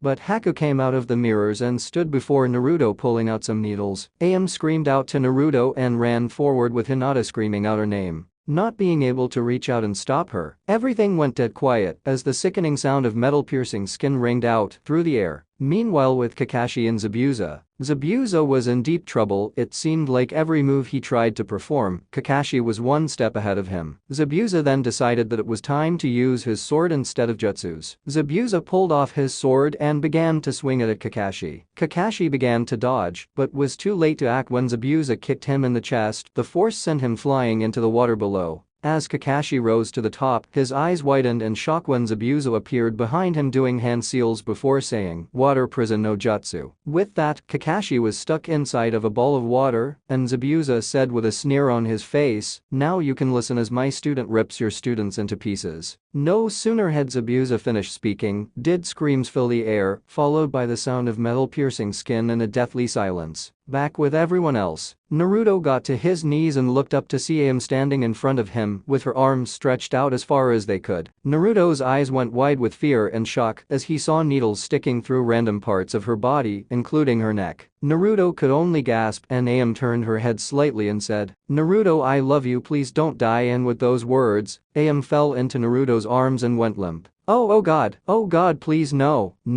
Am, stay with me, please, Am, wake up, oh God, please Am, wake up, please, oh God, don't leave me behind, Am." Naruto wailed out in pure agony as his body hunched over the body of the girl in his arms. That wouldn't have killed a ninja, however, it was more than enough to kill a civilian like her. But she was courageous and she died a brave death. Truly she would have made a fine ninja. Haku began, but was stopped by fear when he felt killer intent flowing off of the boy in front of him like nothing he had ever felt before. "Kid, I will take the life of the boy who took her life away. Just give me your body and I will destroy him," the great Kyuubi said. From the deep confines of his prison, Naruto only thought for a moment before saying, "Take his life, do whatever you have to do, you stupid fox." With those words, Naruto began to change. His claws and teeth sharpened and enlarged, and his eyes became yellow slits. The Kyuubi was free, and he only had one thought in his mind: to destroy the boy in front of him who was shaking in fear. Back with Kakashi and Zabuza, Kakashi closed his eyes tightly and balled his hands into tight fists and shook with sorrow at the sound of his students' wails of sorrow. Zabuza simply chuckled and said, "Your pain has only just begun, Kakashi." But then, Zabuza and Kakashi both felt shock hit their systems at full force when they felt demonic power rising off of the bridge. "Naruto, no," Kakashi whispered in fear, thinking that he may have lost one of his students in darkness forever. "With everyone else, you took her away, my happiness, my reason for living. You snatched her life away. Now you will suffer for what you've done," Naruto Kyuubi said, with hate dripping off of every word. With that being said, Naruto Kyuubi rushed forward at amazing speed and grasped the boy by his face and slammed his body down into the ground. Kiba grabbed Hinata and pressed her against his chest so she wouldn't have to watch as Naruto lifted up Haku and slammed him back down into the ground over and over again. Kiba didn't understand what could have caused this sudden change in Naruto's power. Kiba began to think that it was his bloodline limit, but he knew that whatever it was, Naruto was going to take that boy's life if his onslaught continued. Soon, Naruto Kyuubi finished slamming the boy into the ground and dragged him by his face to the edge of the bridge and lifted his body over the edge. Zabuza and Kakashi watched in horror as it seemed that Haku was about to meet a terrible end. In the heavens, a struggle had been going on between a frantic Tobias and a calm Gabriel who had been holding him back. "Tobias, I couldn't let you go before because we had to wait until the most dire need arose, you know that. But now, I am going to release you. Now go, Tobias. Go now and save Naruto before the Kyuubi and the darkness consume him whole." With that, Gabriel let go of Tobias and Tobias flew down towards Earth as fast as he possibly could. Just as Naruto Kyuubi was about to drop Haku off of the bridge towards his death, Tobias entered into Naruto through his clan seal and pushed the Kyuubi back into his cage. The killer intent faded away and was replaced by a feeling of calm power. Hinata tried to use her Byakugan, but she immediately cut it off and clutched at her eyes, screaming in pain. "Hinata, what's wrong?" Kiba cried out in surprise as he knelt by Hinata's side, pulling her into a protective embrace. His chakra, it's changed. It's so bright. It's as if the sun itself was his chakra, Hinata whispered out as she slowly regained her sight.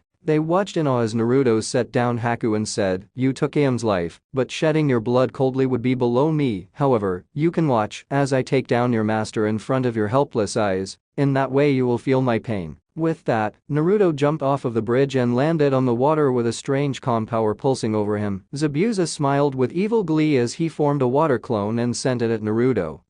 Tobias took out his sword and activated it. The clone pulled out the giant sword and swung down to cut the boy in half. Naruto Kyuubi grasped the sword with both hands and stopped the blade in a parry movie. The clone continued its onslaught of attacks and Naruto was forced to remain in a defensive position. He decided that he really needed to learn how to handle the sword correctly. The clone suddenly disappeared, which caused Naruto to look at the real Zabuza with careful eyes. "Your sword skills suck. You disappoint me, boy," as does Haku, to think that he would lose to someone as pitiful as you. It's a good thing he killed that little girl, otherwise I might have had some fun with her before ending her pitiful existence. Naruto lowered his head and put away the sword. Zabuza laughed, figuring the boy had admitted defeat, but was quickly shut up when Naruto lifted his head and said, "You are going to die." Naruto then rushed at Zabuza at a speed only obtainable through his bloodline. To put it in perspective, his new power made Kakashi look like he was as slow as a turtle. Naruto performed an uppercut that caught Zabuza square in the chin. Zabuza flew straight up in the air, which released Kakashi from the prison. Naruto was amazed. He could feel his power growing with each passing second and he intended to use its power to his full extent. "Naruto-sama, let me enter your mind, and I will show you how to perform nujutsus with your angelic chakra." Tobias managed to get the message through his mind and Naruto complied, giving Tobias full access with his mind. Naruto closed his eyes and began to perform one-handed seals with each hand. It was amazing, and it was as if his body knew how to do this all along. When Naruto finished his seals, he said, "Forbidden angelic arts, Kageyaki Taiyu, Shining Sun, Blast no Jutsu." With that, Naruto shot a beam of light from his hand and it pierced Zabuza clean through before he could hit the water. When it was all said and done, Zabuza hit the water and began to sink, but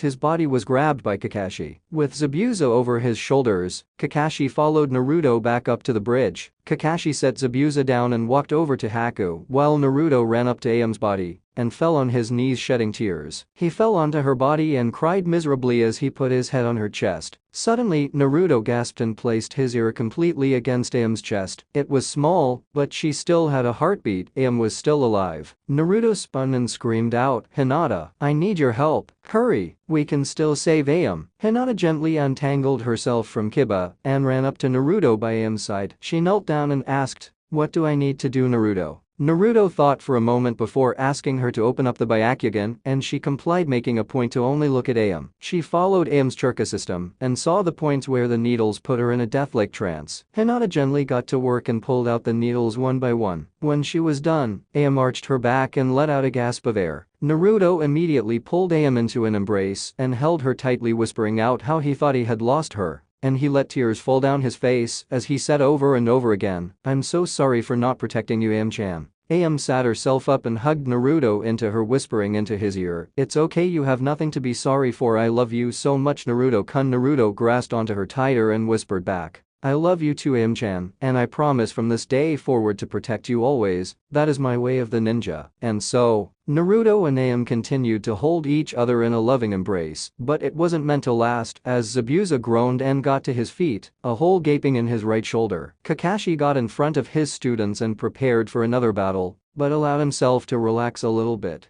When Zabuza held up his left hand asking him to stop, "Your boy's aim may suck if he was trying to deal a death blow, but he managed to get the job done. My right arm is useless in this state." With that, Zabuza walked over to Haku and knelt by his side. I was a fool. Haku, are you gone? Don't worry about me. Haku, you've gone to a better place. But as for me, well, a demon has no place in heaven. Zabuza said. Shock overtook his system as the boy beside him let out a gasp and came back to the world of the living. Haku immediately attached himself to Haku's body and hugged the man who meant everything to him. Zabuza hugged the boy back, simply amazed that he was alive. How cute, Zabuza. But it seems that you and your useless brat just weren't enough to get the job done, and it looks like once again I'm going to have to settle this problem myself. A voice spoke from the distance which made Zabuza's eyes widen in shock. Gato, I never thought that you would show your pudgy arrogant self around here, Zabuza said calmly as he got to his feet and turned to face Gato, who was with an army of warriors.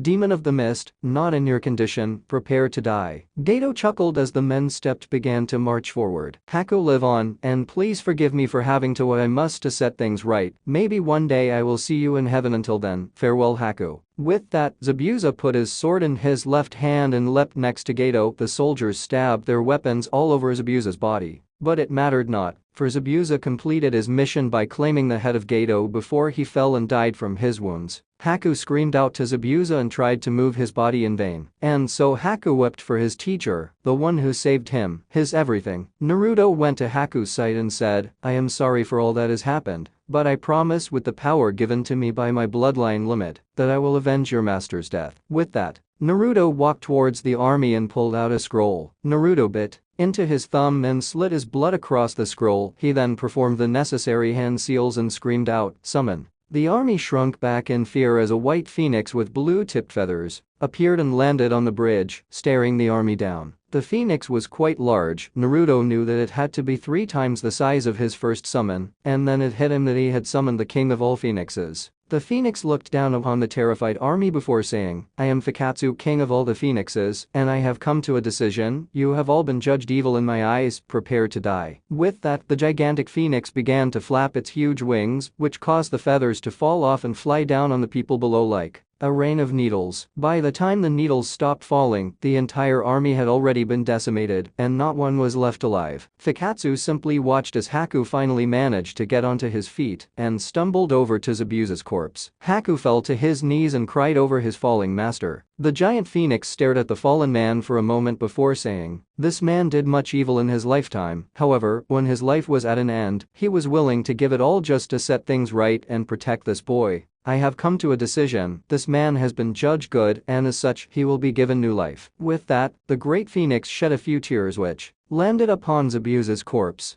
Fikatsu then simply spread out his wings and flew back up to the heavens. When Fikatsu was out of sight, Zabuza arched his back and gasped in air, his eyes white as they could possibly be. After huffing and puffing a few times, Zabuza stared with confused eyes at Haku, who simply threw himself against Zabuza and hugged him tightly, crying his eyes out. You've been given new life, Zabuza. How would you like to use this life in service of the leaf and become one of our own? Kakashi asked, looking at the man with his regular eye, once again putting his forehead protector back into its original place. Zabuza looked at Haku before looking back up at Kakashi and saying, for your help and compassion, not only will Haku and I help you complete this mission, we will return with you and ask to become official ninjas of Konoha, Zabuza said, giving his best effort at a smile which turned out to be a smirk. Kakashi smiled with his eye before turning curiously to look at Naruto. Naruto, this is the first time your bloodline limit is activated, and now I will explain to you exactly what it does. First of all, your chakra has been supercharged. This makes it much more powerful, but now you are going to have to learn how to control it all over again.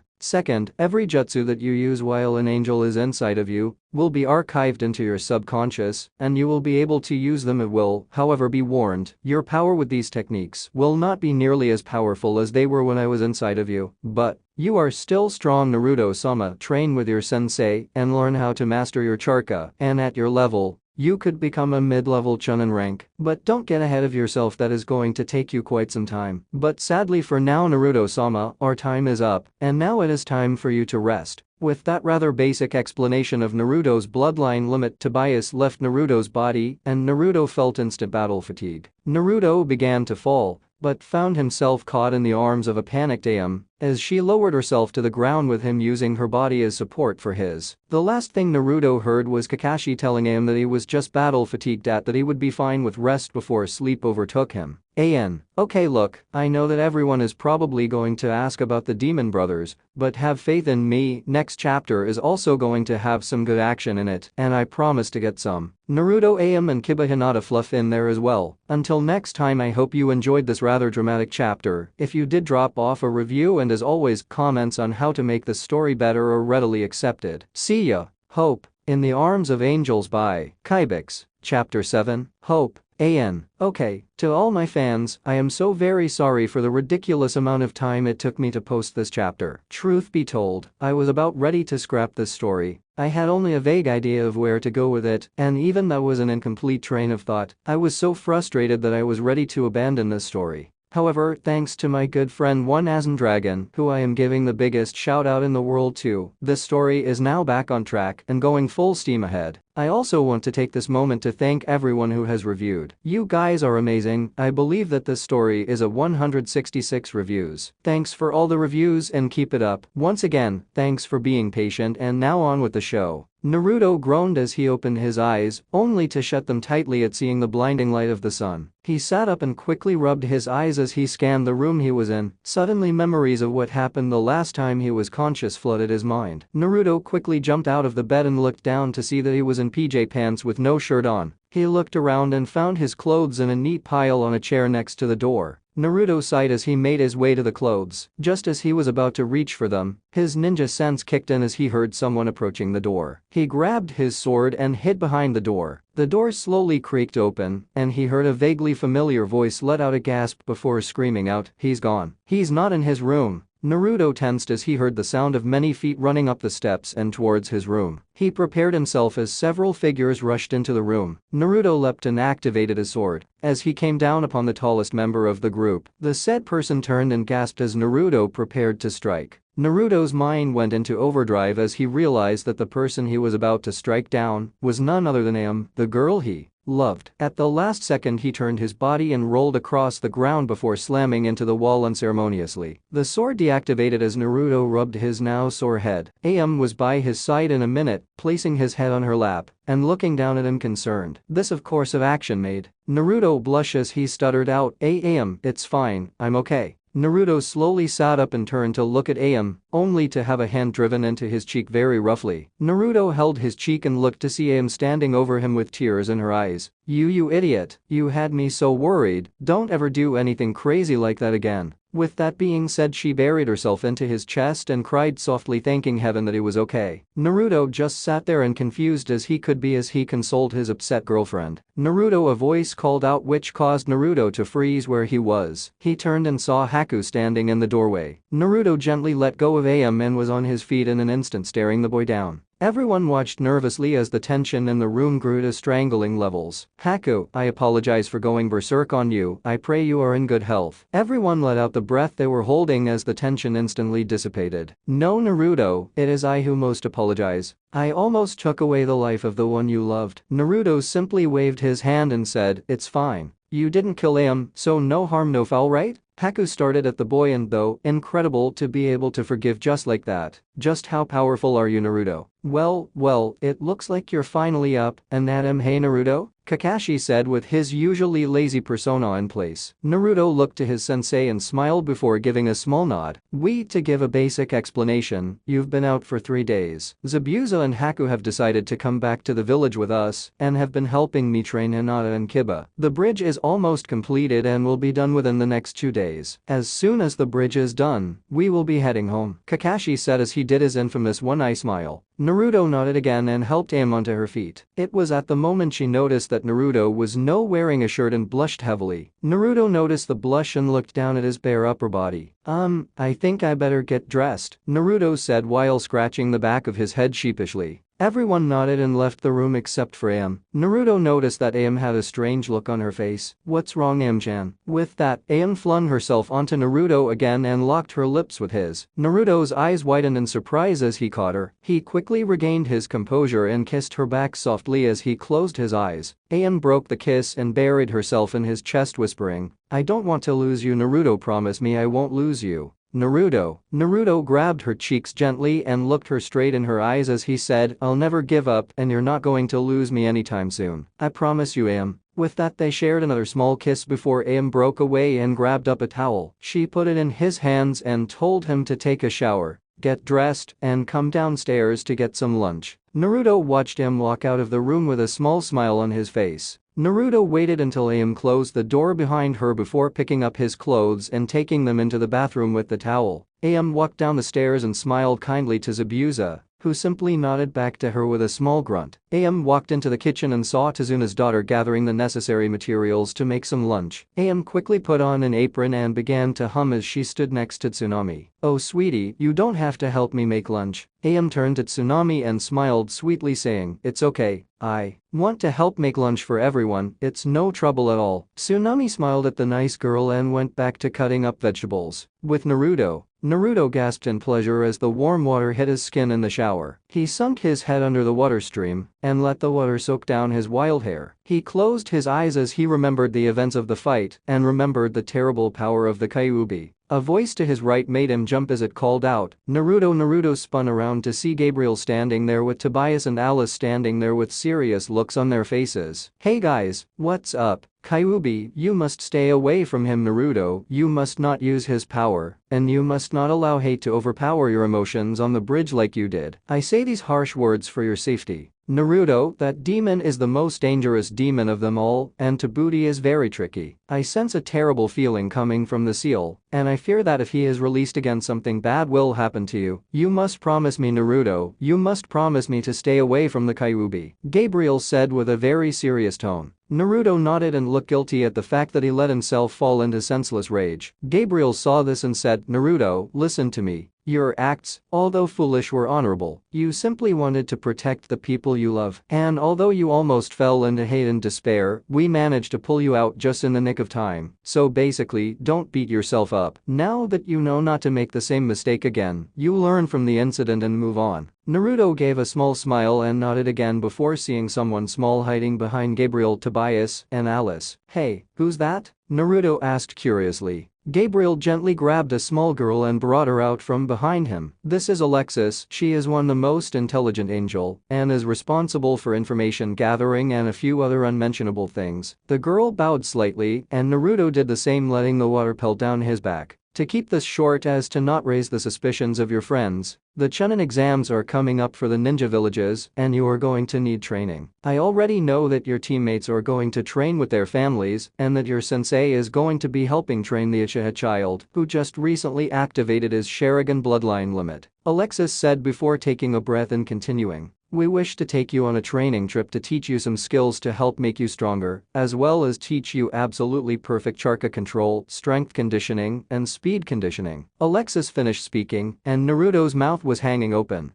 Sure, the training will be awesome, but I have only one request," Naruto said, watching as all eyes turned on him. "I want my sis to come with me, and I want her to be able to see you all. I consider her part of my family, I think she should be able to see you guys as well." The angels all seemed to flinch and turn to each other, talking in a huddle. Naruto watched anxiously as the angels talked. Before long they all turned to Naruto and Tobias said, "We need to go discuss this with our superiors. We will give you our decision before you step foot back into Konoha." Naruto nodded and waved goodbye as the four angels disappeared. Naruto quickly finished his shower and dried himself off. Just as he finished getting dressed, a knock came at his door, and Kiba let himself in. "Hey Naruto, lunch is ready. So get your butt in gear." Naruto came out of the bathroom and followed Kiba down into the dining area. Naruto saw everyone waiting for him and scratched the back of his head sheepishly. "Sorry guys, I got a bit distracted." Everyone waved him off and both AM and Tsunami both said, "It's okay. We just finished getting it ready." Everyone had a pleasant meal and at the end Tazuna said, "Everyone, I have an announcement." Everyone turned their eyes to him and Tazuna took a deep breath. "The bridge will be finished tomorrow. We are so close to accomplishing our dreams and we owe it all to you brave ninjas who took on a job that was above you and rose to the occasion. And you young man," Tazuna said pointing to Naruto, "when all hope seemed lost you summoned that giant phoenix and brought back our hope.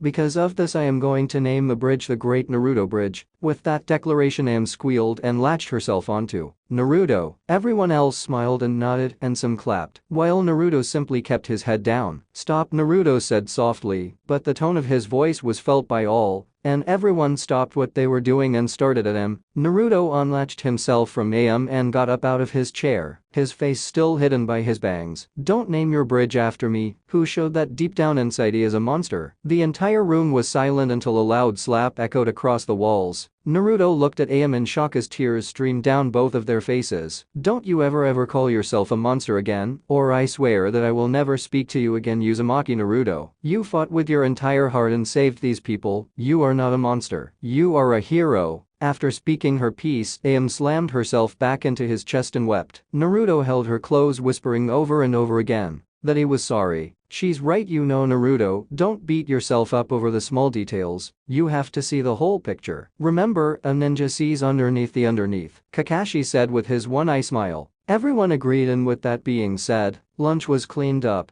The next day was very uneventful. The Great Naruto Bridge was completed and hope was once again restored to the Wave Country. The very next day, Team 7 along with Zabuza and Haku made their way home. The last night of camping before they would reach Kahona, Gabriel, Tobias, Alice, and Alexis came to Naruto while he was on first guard duty shift. "Naruto, we have made our decision. And that's it, baby, boom, the chapter is done. I hope this chapter gets you pumped up for the next chapter. Because boy oh boy is there going to be a lot of action. From training to the first 2 tests of the chunin exams alongside of the fated meeting with Orochimaru and many other twists and turns that you'll never see coming. Oh yeah, please read and review Kyuubi X, Training, Exams, and Snakes. In the Arms of Angels by Kyuubi X, Chapter 8, Training, Exams, and Snakes. I know that in Chapter 6 I promised to put the Demon Brothers in Chapter 7 and I didn't. I tried several different ideas and they did work, so I scrapped it. I didn't receive any complaints about it, but if it did upset you I apologize. That being said, on with the show. Also, I would like to take one more opportunity to thank One Asen Dragon for becoming my makeshift editor for this story. He helps me come up with ideas and helps me make my chapters better. So this story wouldn't be around without him. Naruto slowly got to his feet and turned to look at the 4 angels. Naruto waited anxiously, wanting to know what their choice was.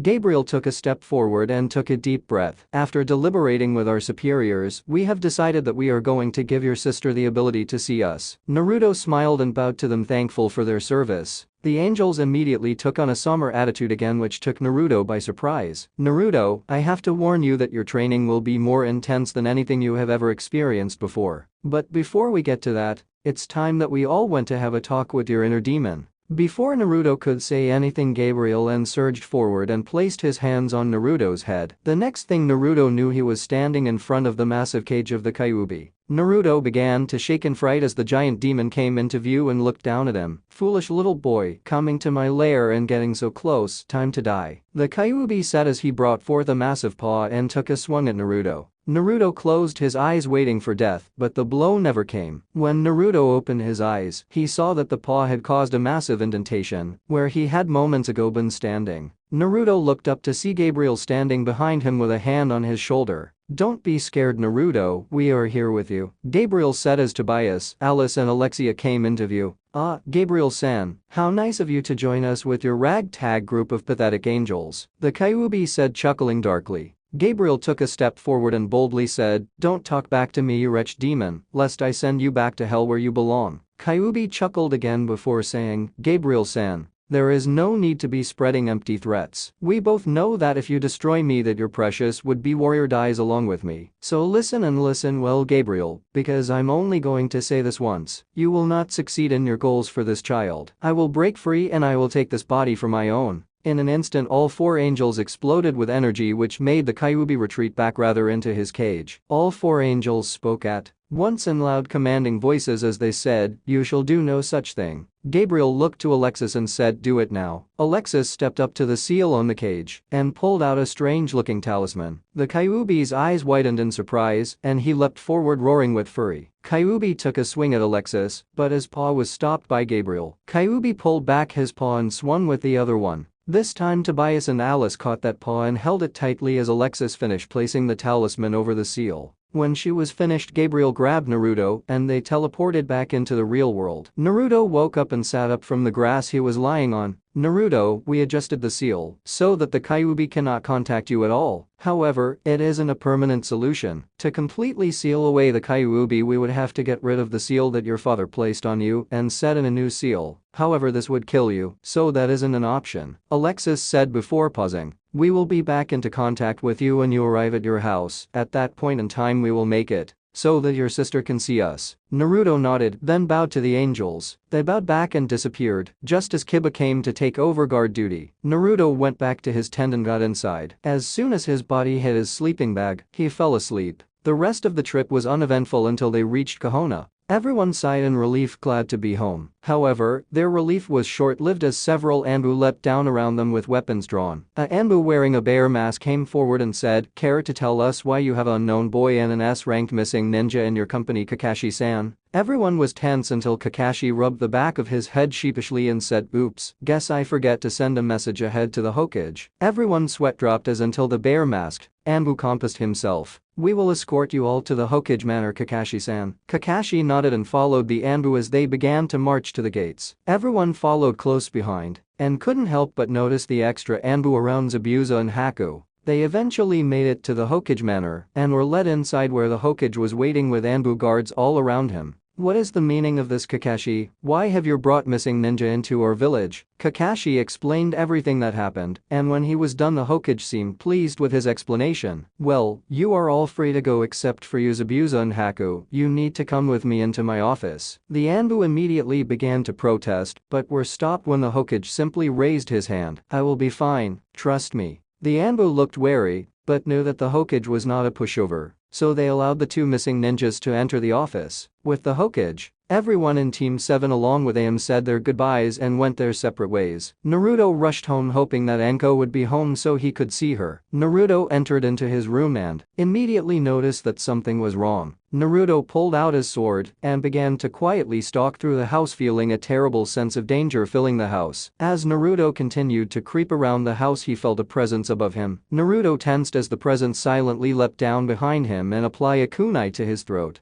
"You must be tired from your long journey to be so easily caught, Naruto-kun," Anko said with a sadistic smile on her face as she brought up the kunai to his cheek and cut it softly as she licked the blood away. Naruto shivered as he felt her tongue on his skin. Naruto remembered how Anko used to be crazy with her bloodlust, but had managed to tone it down some. However, when she was in the mood for blood, and it made her very feisty. Naruto tapped his sword against her stomach to make the point that he didn't miss her. She smiled and pulled him around into a fierce hug. "I missed you, little bro. Stuff has been boring without you around." Naruto continued to hug his sister as he said, "Same here, sis. Has the old man not been giving you any exciting missions since I've been gone?" Anko pulled away and pouted, saying, "No, the old fart only gave me one mission, and it was far too easy." Naruto sighed and shook his head at his crazy sister's antics. Naruto tensed as he felt the presence of the angels in the room and looked to see them standing in the corner. Gabriel did a few hand seals before saying, "Anko." Anko looked over to the four beings and had her kunai in an attacking position. "Who the hell are you?" Anko growled out as she pulled Naruto behind her protectively. Gabriel chuckled and said, "It's nice to see that Naruto was left in the hands of such a caring guardian." Naruto saw Anko relax slightly and he took the time to explain. "Big sis, this is Gabriel, Tobias, Alice, and Alexia. They are the angels that I have met so far. They have decided to train me for the upcoming chunin exams that I believe Kakashi-sensei is going to be placing us in. They want to go for a 2-month training session and they want you to come with us as my guardian and maybe you can teach me some stuff too," Naruto said with excitement. Anko blushed at the mention of Kakashi before regaining her exposure and saying, "I'll ask the Hokage if it's okay. I don't think the old fart will have a problem with it. Give me a few minuets and I'll have your answer." With that, Anko disappeared into a puff of smoke. True to her word, Anko reappeared with a smile on her face. "Kakashi just nominated your team for the chunin exams and was on his way to tell you and your teammates. Since everyone is going to be away doing other things, the old fart gave us permission to leave the village as long as we don't stray too far away for 2 months." Naruto cheered, and the four angels chuckled, seeing the rather comical antics of the two humans in front of them. Anko turned to the angels and said, "We will leave at first light. I guess you'll be able to find us, right?" Gabriel nodded and they all bowed before leaving. Anko turned to Naruto with a smile on her face as she said, "Okay, time to tell me about your mission, but we are going to do it over." "Dango!" Anko cheered as she marched out the door, Naruto following slowly behind. Truth be told, Naruto was terrified of telling Anko about how their C-ranked mission turned into an A-ranked missions. He was afraid that his big sister was going to go on the warpath and destroy anything in her path to reach Kakashi. They both sat down at the Dango restaurant and ordered their food. "So Naruto-kun, tell me about what happened on your big bad C-ranked mission," Naruto's sweat dropped slightly and said, "Well, you see sis, that's the funny thing, it turns out that our employer withheld some information. You see, because of the poverty of the wave country, he couldn't afford to pay the actual rank of the mission. It turns out that a powerful businessman named Gatu wanted him dead and hired some powerful ninja to exterminate the old man. After all was said and done, the mission turned out to be an A-ranked one." The booth went deadly silent as Anko had her head bent down so that her hair was covering her eyes. Suddenly Anko got to her feet and placed some money near him. "Naruto-kun, enjoy the dango and please bring some home for me. I have some business I have to take care of that I forgot about." With that being said, she quietly left the restaurant, and Naruto knew that meant that destruction and chaos was soon to follow in his sister's wake. He just prayed that Kakashi could hold his own against the hurricane or wrath that was an angry Anko. With Kakashi was sitting in a recliner in his home reading his favorite little orange book when he suddenly sneezed and got a terrible feeling of impending doom. He was startled when his door was kicked in so violently that it flew off of its hinges and completely destroyed his kitchen table. He leaned forward and his visible eye widened in fear as he saw Anko standing in the doorway, her eyes covered by her bangs and waves of anger and bloodlust radiating off of her. An A-ranked mission for 3 genin and 1 jounin. Are you just plain stupid, or are you so proud that you can't even call for backup? How dare you put my brother in such unnecessary danger? Anko asked in a dangerous calm voice. "Anko-san, don't worry, the situation was under complete control. If I had believed that the situation had gotten out of my team's control, then I would have immediately called for backup. I knew that my team was skilled enough to pull off this mission, and I was correct." Anko immediately began to shake as she rushed forward and attempted to slam her fist into his head, however it was caught softly by his hand. She pulled free and began to slam her fists into his chest as hard as she could as she cried out, "Yubaka, Yubaka, he could have died. I don't know what I would do without him." With that rare emotional outburst,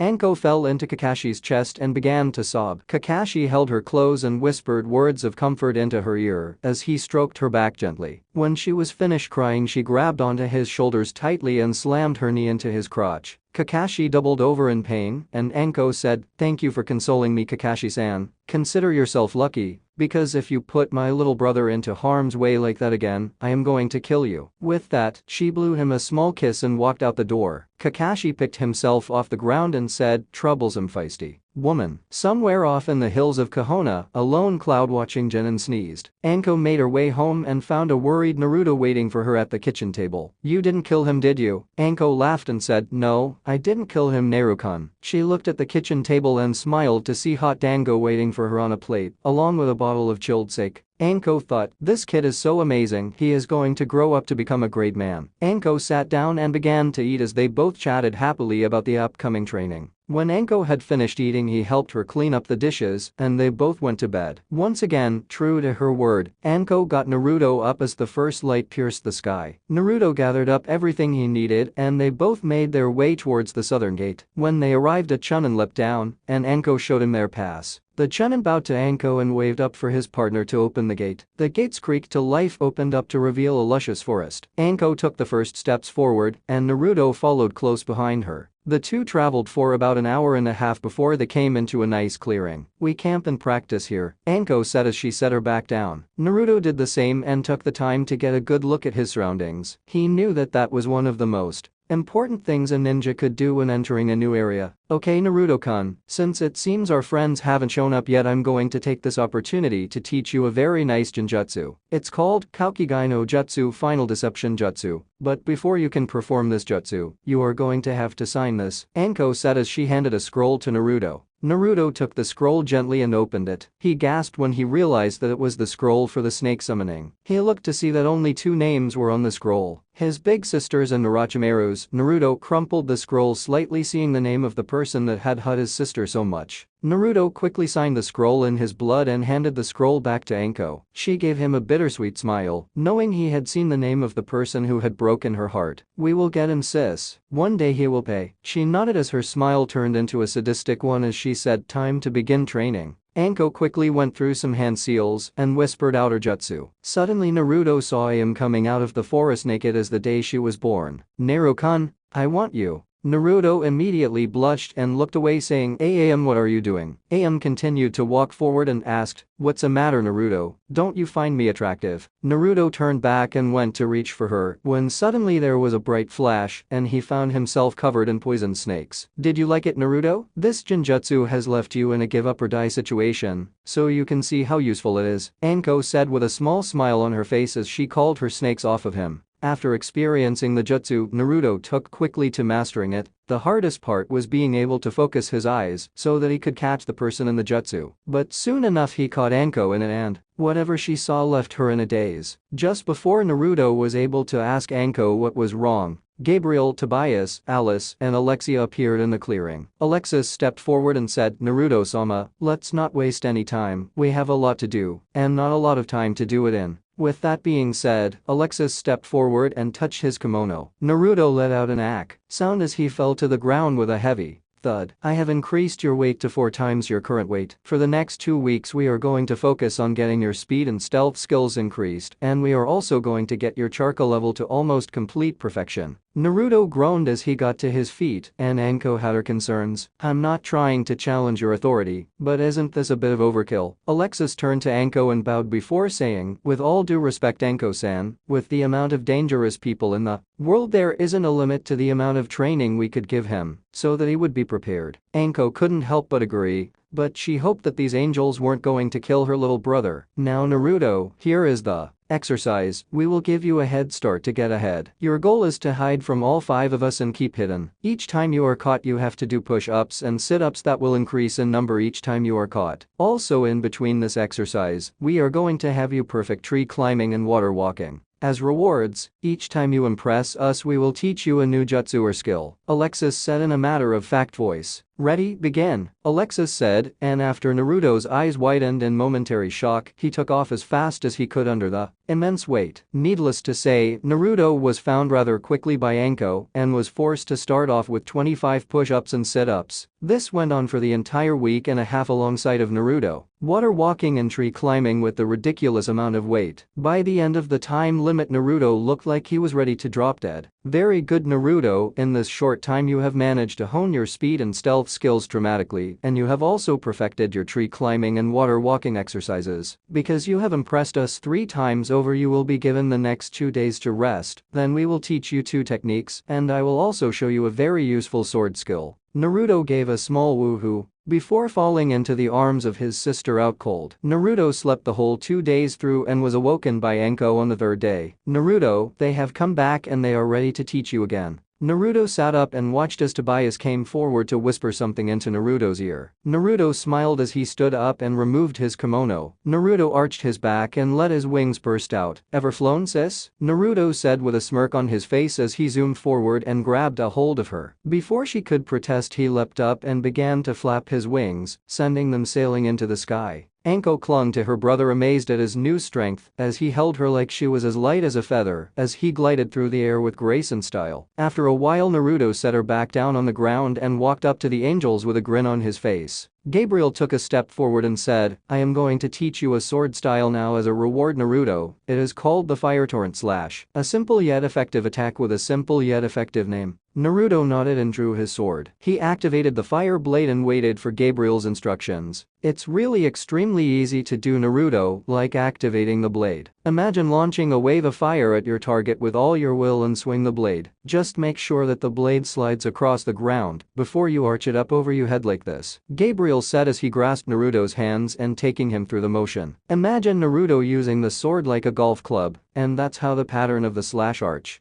Due to its beautiful simplicity, Naruto mastered the skill with only a few tries. After he was done, Tobias stepped forward and said, "The technique I am going to teach you much harder to learn. It's called Shininguyeba, shining blades. Basically you need to focus your chakra into your wing seal and then burst your chakra like you want it to fly up into the sky. Also, you need to have your wings activated to do this attack." Naruto stepped into the clearing and began to try to focus his chakra. It took Naruto many tries where nothing happened until suddenly his wings glowed and feathers began to shoot off of his wings and soared up into the sky. Everyone looked up to the sky, and Gabriel shielded Anko with his wings as everyone else did the same for themselves as the feathers rained down, sticking into everything they hit, except for the wings, which they simply bounced off of with a loud clanging sound. When it was over, everyone removed their wings and looked around to see the field literally impaled with feathers everywhere they looked. Naruto's mouth was wide open, and Tobias took the chance to explain. Basically, the amount of charca you pump into the seal determines the attack radius of the attack. Naruto nodded to show that he understood and jumped around, eager to learn his third prize. Alice stepped forward and said, "Naruto-kun, as important as it is be able to fight, it is also important to have skills that can protect those you love. With that in mind, I wish to teach you the Amatsu Toku, Heavenly Shield." Naruto watched as Alice walked over to Anko and did a few hand seals. Anko watched cautiously as Alice reached out with one hand and created a white sphere that surrounded her.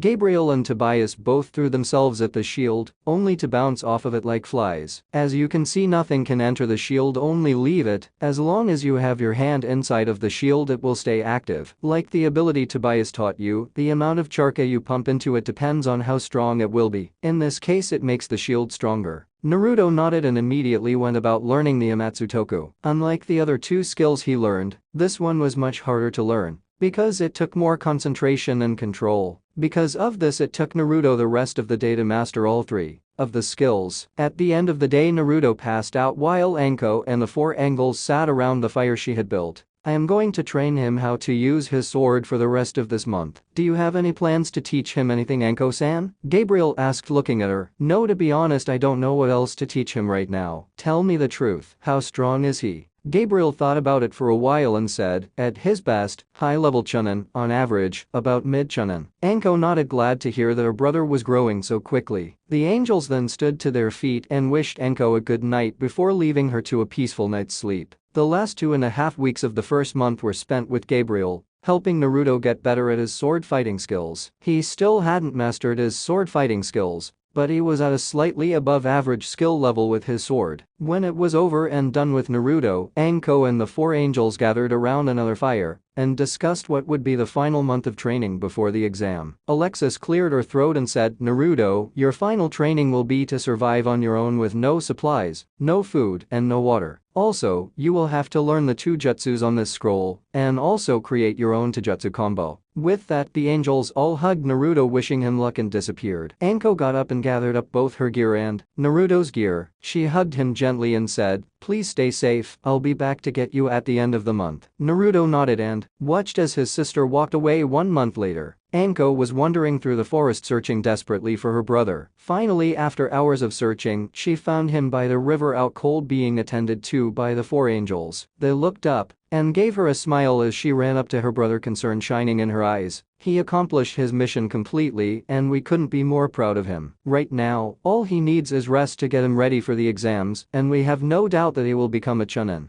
Anko nodded and picked her brother up, grunting at the weight of his clothes as she carried him back to their home. Finally, after what seemed like hours, she finally managed to get him back to his bed. Anko took this time to notice that Naruto had lost all the baby fat from his face, and it made him look much more mature. Also, his hair had grown to the point where even with the headband on, his hair came into his eyes. She also took the time to notice that Am would appreciate how toned Naruto's upper body had become. The next time that Naruto woke up, his team was waiting downstairs for him to go to the Chunin arena. Along the way, Naruto chatted with Hinata and Kiba and was glad to hear that they had also grown stronger. For Kiba, he had learned many of his family's jutsus, and he also mastered almost all of the ones that he learned. As for Hinata, she had broken out of her shy shell and had rocked her father and the Hyuga elders when she embarrassed her younger sister with the shortest fight in their family history. Naruto smirked, feeling confident that his team would make it all the way to the top and be the all-stars of the tournament. As they entered the building, they saw Sasuke causing a big scene, telling the guards to drop the genjutsu and let them go up to the 3rd floor. Naruto shook his head and muttered out, "Idiot," as everyone filed up to the 3rd floor, while Sasuke and some guy in a green suit fought. When everyone finally made it to the 3rd floor, Naruto took the time to look around at everyone in the room. As his eyes scanned over everyone, a red-haired boy in the corner stood out due to the evil aura that was coming off of him in waves. Naruto shuddered as he felt the madness that had corrupted the boy when movements to his left caught his eye. "My name is Inyazuka Kiba, and I am going to wipe the Floor with all of you, Kiba declared while a panicking Hinata tried with all her might to pull her boyfriend down from the table he had gotten on. Naruto growled as he pulled Kiba down from the table roughly and whispered, "Idiot. Stop drawing the attention and anger of everyone here towards us. You're putting us all in unnecessary danger." Kiba muttered out that he was sorry and that he didn't know what had come over him. Naruto looked around and to his horror, he saw that his worst fears had come true because every team was glaring at him. Naruto scratched the back of his head sheepishly and said, "Forgive my zealous teammate here. It's how he deals with his nerves." Naruto let out a sigh of relief as all the assembled teams grumbled and let Kiba have one last vicious glare each before they turned away to go back to their own business. "That was close. You should keep your stupid friend quiet if you wish to live long." Naruto turned around and saw a silver-haired man with glasses on staring down at him. "Thanks for the obvious advice. My name's Uzumaki Mitarashi Naruto, what's yours?" The silver-haired man chuckled at the blonde's sarcastic remark and said, "My name is Kabuto. It's a pleasure to meet you, Naruto-kun. I wish you luck in the exams." Naruto watched as Kabuto went over to the rest of the rookie nine and pulled out some cards. That man reeks of snakes, stay away from him." Hinata, Kiba. They both looked at him strangely, but Kiba understood knowing that only one person smelled of snakes beside Naruto's sister and himself, and that person was the S-ranked criminal Orochimaru. "Do you think he is somehow connected to that man, Naruto?" Kiba asked quietly. "I don't know, Kiba, but I have a feeling that time will tell." No sooner had he said this than did the sound ninja attack Kabuto and shatter his glasses with the sound wave attack. Naruto watched with interest as the door was kicked open to reveal a tall man with a wrapped-up face. "Alright, you little maggots, no more fighting. My name is Marino Ibiki, and I am your first examiner. Every team must choose a team leader. All leaders are to line up at the door and wait for further instruction." The large man yelled out as his eyes scanned over all the genins that were participating this year. All the teams began to talk and many choose their team leaders. Immediately, Team 7 was having a slight bit of trouble deciding who would be the leader because Kiba wanted to be the leader, but Hinata believed that Naruto would be better suited for the job. "Kiba-kun, I'm not calling you weak, I just believe that Naruto here is the one to most likely keep his cool under intense situations, and that is what we need in a leader." Kiba finally gave in to his girlfriend's obvious logic, and Naruto stepped into line with the other team leaders. "Alright, all team leaders will follow me into room 305 for special instruction. The rest of you are to stay here until further notice, and remember, there will be no fighting unless I give you specific instructions. Otherwise, anyone who is caught fighting without permission will be removed from the test along with their teammates." With that being said, Ibiki walked out the door, and the team leaders followed very closely behind. Once all the team leaders were behind closed doors, Ibiki turned to them all and cleared his throat. "As chosen team leaders, it is your responsibility to know your team's strengths and weaknesses. The first part of this test is done in 3 parts. One part is a written test, the second part is a ninja obstacle course, and the third part is a tracking test. You must take one test yourself and assign your other to teammates to one test each. Basically, all 3 members of your team will cover all 3 portions of the test. If you do not choose wisely and your team fails, the blame will fall on you." Ibiki took a breath before continuing by saying, "When you have made your decisions, line up at the door but don't leave. You will be called out one at a time. When you are called out, you will give your name, the names of your teammates, and which portion of the test you assign to each teammate." With that said, Ibiki left the room, giving the leaders time to make their decisions. Everyone was in deep thought and Naruto was no different. Kiba simply can't do the written part. Hinata is much smarter, and with her eyes she can cheat even if she doesn't know the answers. The problem is who should do the obstacle course. With Kiba's family abilities, he would be much better at the tracking test, so I guess that leaves me to the ninja obstacle course. Naruto walked to the door and was second in line behind the red-haired kid who reeked of madness and bloodlust. The boy simply glared at him before turning back to the door. Naruto winced at the terrible feeling this boy gave and couldn't help but shake the feeling that somehow this boy had something in common with him. Finally, after what seemed like an eternity, everyone was in line, and they began to be called forward one by one. Everyone gave the information they were required to give and everyone was separated into 3 separate rooms. Naruto watched as more and more other people filed into the room that had been chosen to run the ninja obstacle course. With Hinata was feeling very nervous when she was taken away from her boyfriend and placed into a room with people she either barely knew or didn't know at all. She sat in a seat and watched a female chunin enter the room and explained that they had been chosen to take a written test to see just how smart they were. The tests were handed out and everyone began just as 4 others entered the room. "You're late, take a seat," the woman said as she handed them tests off of the bottom of her stack. This went unnoticed by quite a few, but not by Hinata. She looked down at her test and saw that the questions were ridiculously difficult. "This test isn't to see how smart we are, this test is about how well we can cheat," Hinata thought to herself as her heart began to pound in her chest. She placed her head down on the table and took a few deep breaths as she activated her Byakugan bloodline limit. She quickly looked over the tests of the last 4 people to enter the room and saw that their tests were already answered. She was cheering on the inside at how easily she figured the test out as she quickly wrote down all the answers and deactivated her Byakugan bloodline. She let out a sigh of relief, hoping that the boys on her team were faring as well. With Kiba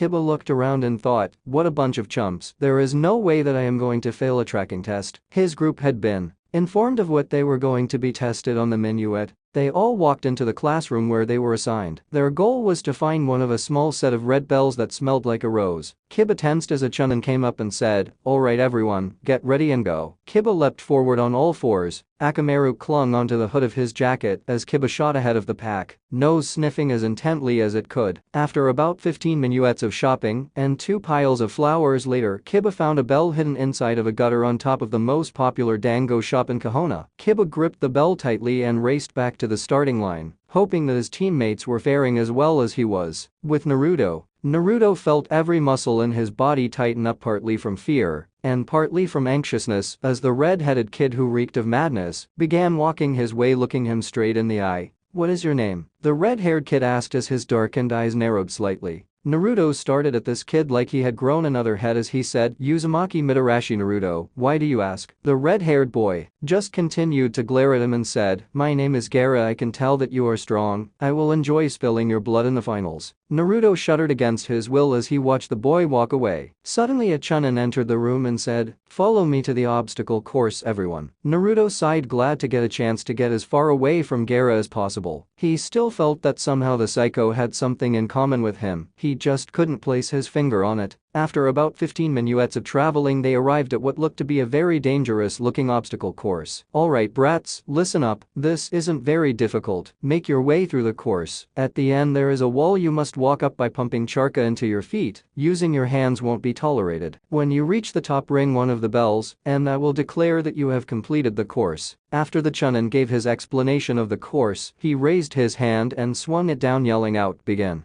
Naruto began to race towards the entrance with a grin on his face, thinking that maybe this test wouldn't be as hard as he thought. The grin was quickly wiped off of his face as he jumped over a hurdle, only to find a giant log held up by ropes swinging towards him. Naruto's eyes widened as he quickly hit the ground and did a roll as the log swung over him. Naruto quickly jumped the next hurdle and did a faceplant as the log came swinging back over him. He waited until the log passed over him again before jumping to his feet and leaping over the final hurdle. When he was done, he continued to run forward and he looked side to side to see that only about 3/4 of the competition was left in the running. He grinned as he hit the ground once again and began to crawl through a barbed wire maze. He growled as the barbed wire cut his hands, but he didn't slow his pace as he continued to give it all he had. Pretty soon Naruto was back on his feet and saw that there was a set of stepping tires that he had to run through. Naruto heard a strange ticking sound and looked down in horror to see that spikes slid into the holes of the tire and realized that they would impale his ankles if he didn't move fast enough. Naruto picked up the pace as he heard the sounds of screaming around him from some genin suffering a terrible fate at the hands of the tires of doom. Finally Naruto made it through all of the tires and found himself at the wall. Naruto grit his teeth as he took a running start and began to pump charca into his feet. Though Naruto was feeling winded due to the amount of extra weight he was lugging around, he decided to run all the way up the wall and finally he was at the top.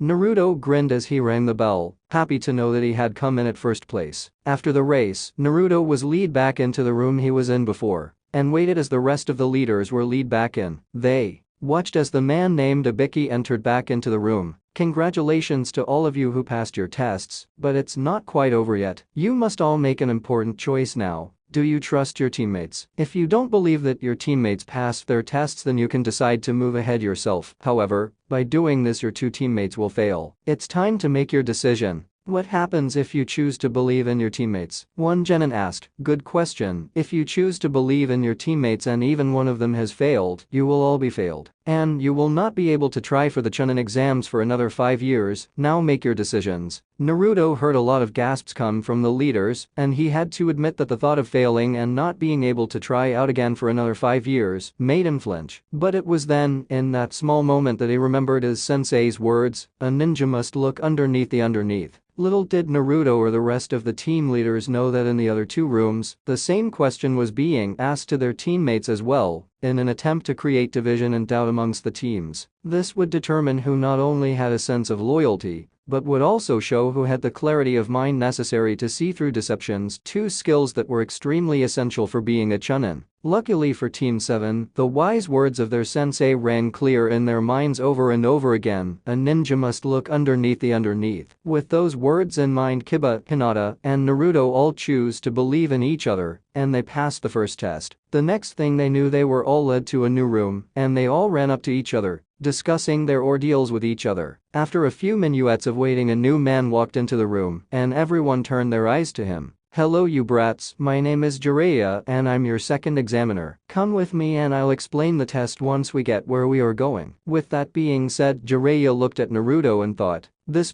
is the son of my ex-student Arashi. You would be proud of your son if you could see him today. As they traveled towards their destination, Jiraiya remembered the conversation that the Hokage had with him to convince him to be the second examiner. Why did you call me back here, sensei? What was so important that you couldn't put it in a scroll, even in code? An impatient Jiraiya said as he stared down his sensei, the third Hokage. The Hokage got out of his chair and walked to his giant window that overlooked the village. I believe that your student's son is ready to learn his father's legacy and skills, Jiraiya, and you are the only one who can teach him. Jiraiya bit his lip as he thought about this offer. On one hand, he was going to have to lug this brat around with him wherever he went. On the other hand, it was his only student's son, and he knew that he owed to Arashi to teach his son. Fine, old man, but he better not be a giant brat, and he has to be able to leave the village with me after the exam, because I'm not staying here. The Hokage nodded his permission and said, everything will be done as you ask. Now with the matter of meeting him, I have just the solution. Jiraiya growled lightly at how easily he had been roped in by the old man. When he realized that they had already reached their destination, Jiraiya stopped and waited for everyone to catch up and catch their breaths. Welcome to the Forest of Death, everyone. The rules of this test are very simple. Make it to the tower at the middle of this forest with your team intact. The catch is, one member of your team will be put under a paralysis jutsu, so that they can act as an injured teammate. One person will act as scout for the team, and it is the already chosen leader's job to carry the injured teammate and keep his team safe until you reach the tower. In the forest there are numerous chunin and jounin who will try to incapacitate you and your team, thus making you fail the test. Your secondary objective is to keep away from these chunin and jounin or fight your way past. With that being said, Jiraiya began to hand out forms to everyone. This is a release form, so that this village won't be responsible if you are killed during this test. Everyone signed the papers and handed them back to Jiraiya, who tucked them away into a safe place. With that, everyone chose the person to be injured for their teams, and Naruto chose Kiba, so that Hinata could use her eyes to be a scout. After Jiraiya created several shadow clones and went about creating injured teammates, he said, let the second test for the chunin exam begin. Naruto quickly picked up Kiba and said, Hinata, stay ahead but keep within my eyesight, keep watch for any of the chunin or jounin. Kiba groaned as they raced into the depths of the forest. Several miles into the forest and 3 missed chunin jounin later, Hinata fell back to Naruto and said, it seems that Sasuke and his team are fighting someone. However, this person has far too much charka to be a chunin or a jounin. I fear that Sasuke may be in danger. Naruto growled as he set Kiba down. Hinata, protect Kiba until I get back. I will go scope it out. Hinata nodded and went to tend to her boyfriend as Naruto jumped ahead to find Sasuke. When Naruto finally found Sasuke, he found that both of his teammates were out cold on the ground and that Sasuke was fighting a losing battle against this strange man. Naruto got himself ready and waited for the right time to ambush the powerful man when he was his chance. Naruto ran forward, watched in horror as the man turned around and grinned like a maniac as he swung a back fist and connected with Naruto's cheek. Naruto went flying into a tree and had just gotten to his feet when the man rushed forward and grasped Naruto's neck. Ah, the Kyuubi brat, let's see that seal, Orochimaru said as he raised up Naruto's kimono. Once again, Orochimaru grinned like a maniac as he cried out, "Five-finger seal," as he slammed his fingers into the seal, causing Naruto to cry out in pain. Inside the Kyuubi's cage, the Kyuubi growled as he felt his cage shake, but his attention was immediately caught when he was the talisman fall off the seal. As the seal began to dim down, the Kyuubi laughed with excitement as he slammed into the seal, giving him just enough to take control for a few moments. At the same time, in the heavens, Gabriel released Tobias and realized in horror that the Kyuubi had temporary control of Naruto's body. He gasped when he realized what the Kyuubi had planned as he screamed out, "Tobias, wait!" But it was already too late. With Naruto and Orochimaru, the Kyuubi took over Naruto's body at the last second and moved so that Tobias entered into the cage seal instead of one of the bloodline seals. Tobias was forced into the seal, which released the Kyuubi. The Kyuubi began to laugh, but it was short-lived as he felt that the boy was still in control. "How is this possible? No matter, I can now influence the boy to do my will until I find a way to completely take over," the Kyuubi said as he began to influence Naruto's mind to wake up and destroy the man in front of him. Orochimaru was about to toss Naruto away when he suddenly felt that something was wrong. He looked back to the boy and saw that his white and gold clothes had turned black with a red outline and that his hair had grown very long. Naruto opened his eyes to reveal deep bloodlust raging in them. Naruto grasped Orochimaru's hand at the wrist and snapped it easily as he lifted up his leg and kicked him in the ribs, causing a few to snap. Orochimaru groaned as he jumped backwards and said, "You won this round, brat, but I will have my prize in the end," Orochimaru said as he disappeared. Naruto fell to one knee panting as he heard this terrible voice in the back of his head whispering terrible things to him. Tobias was slamming on the cage, panicking,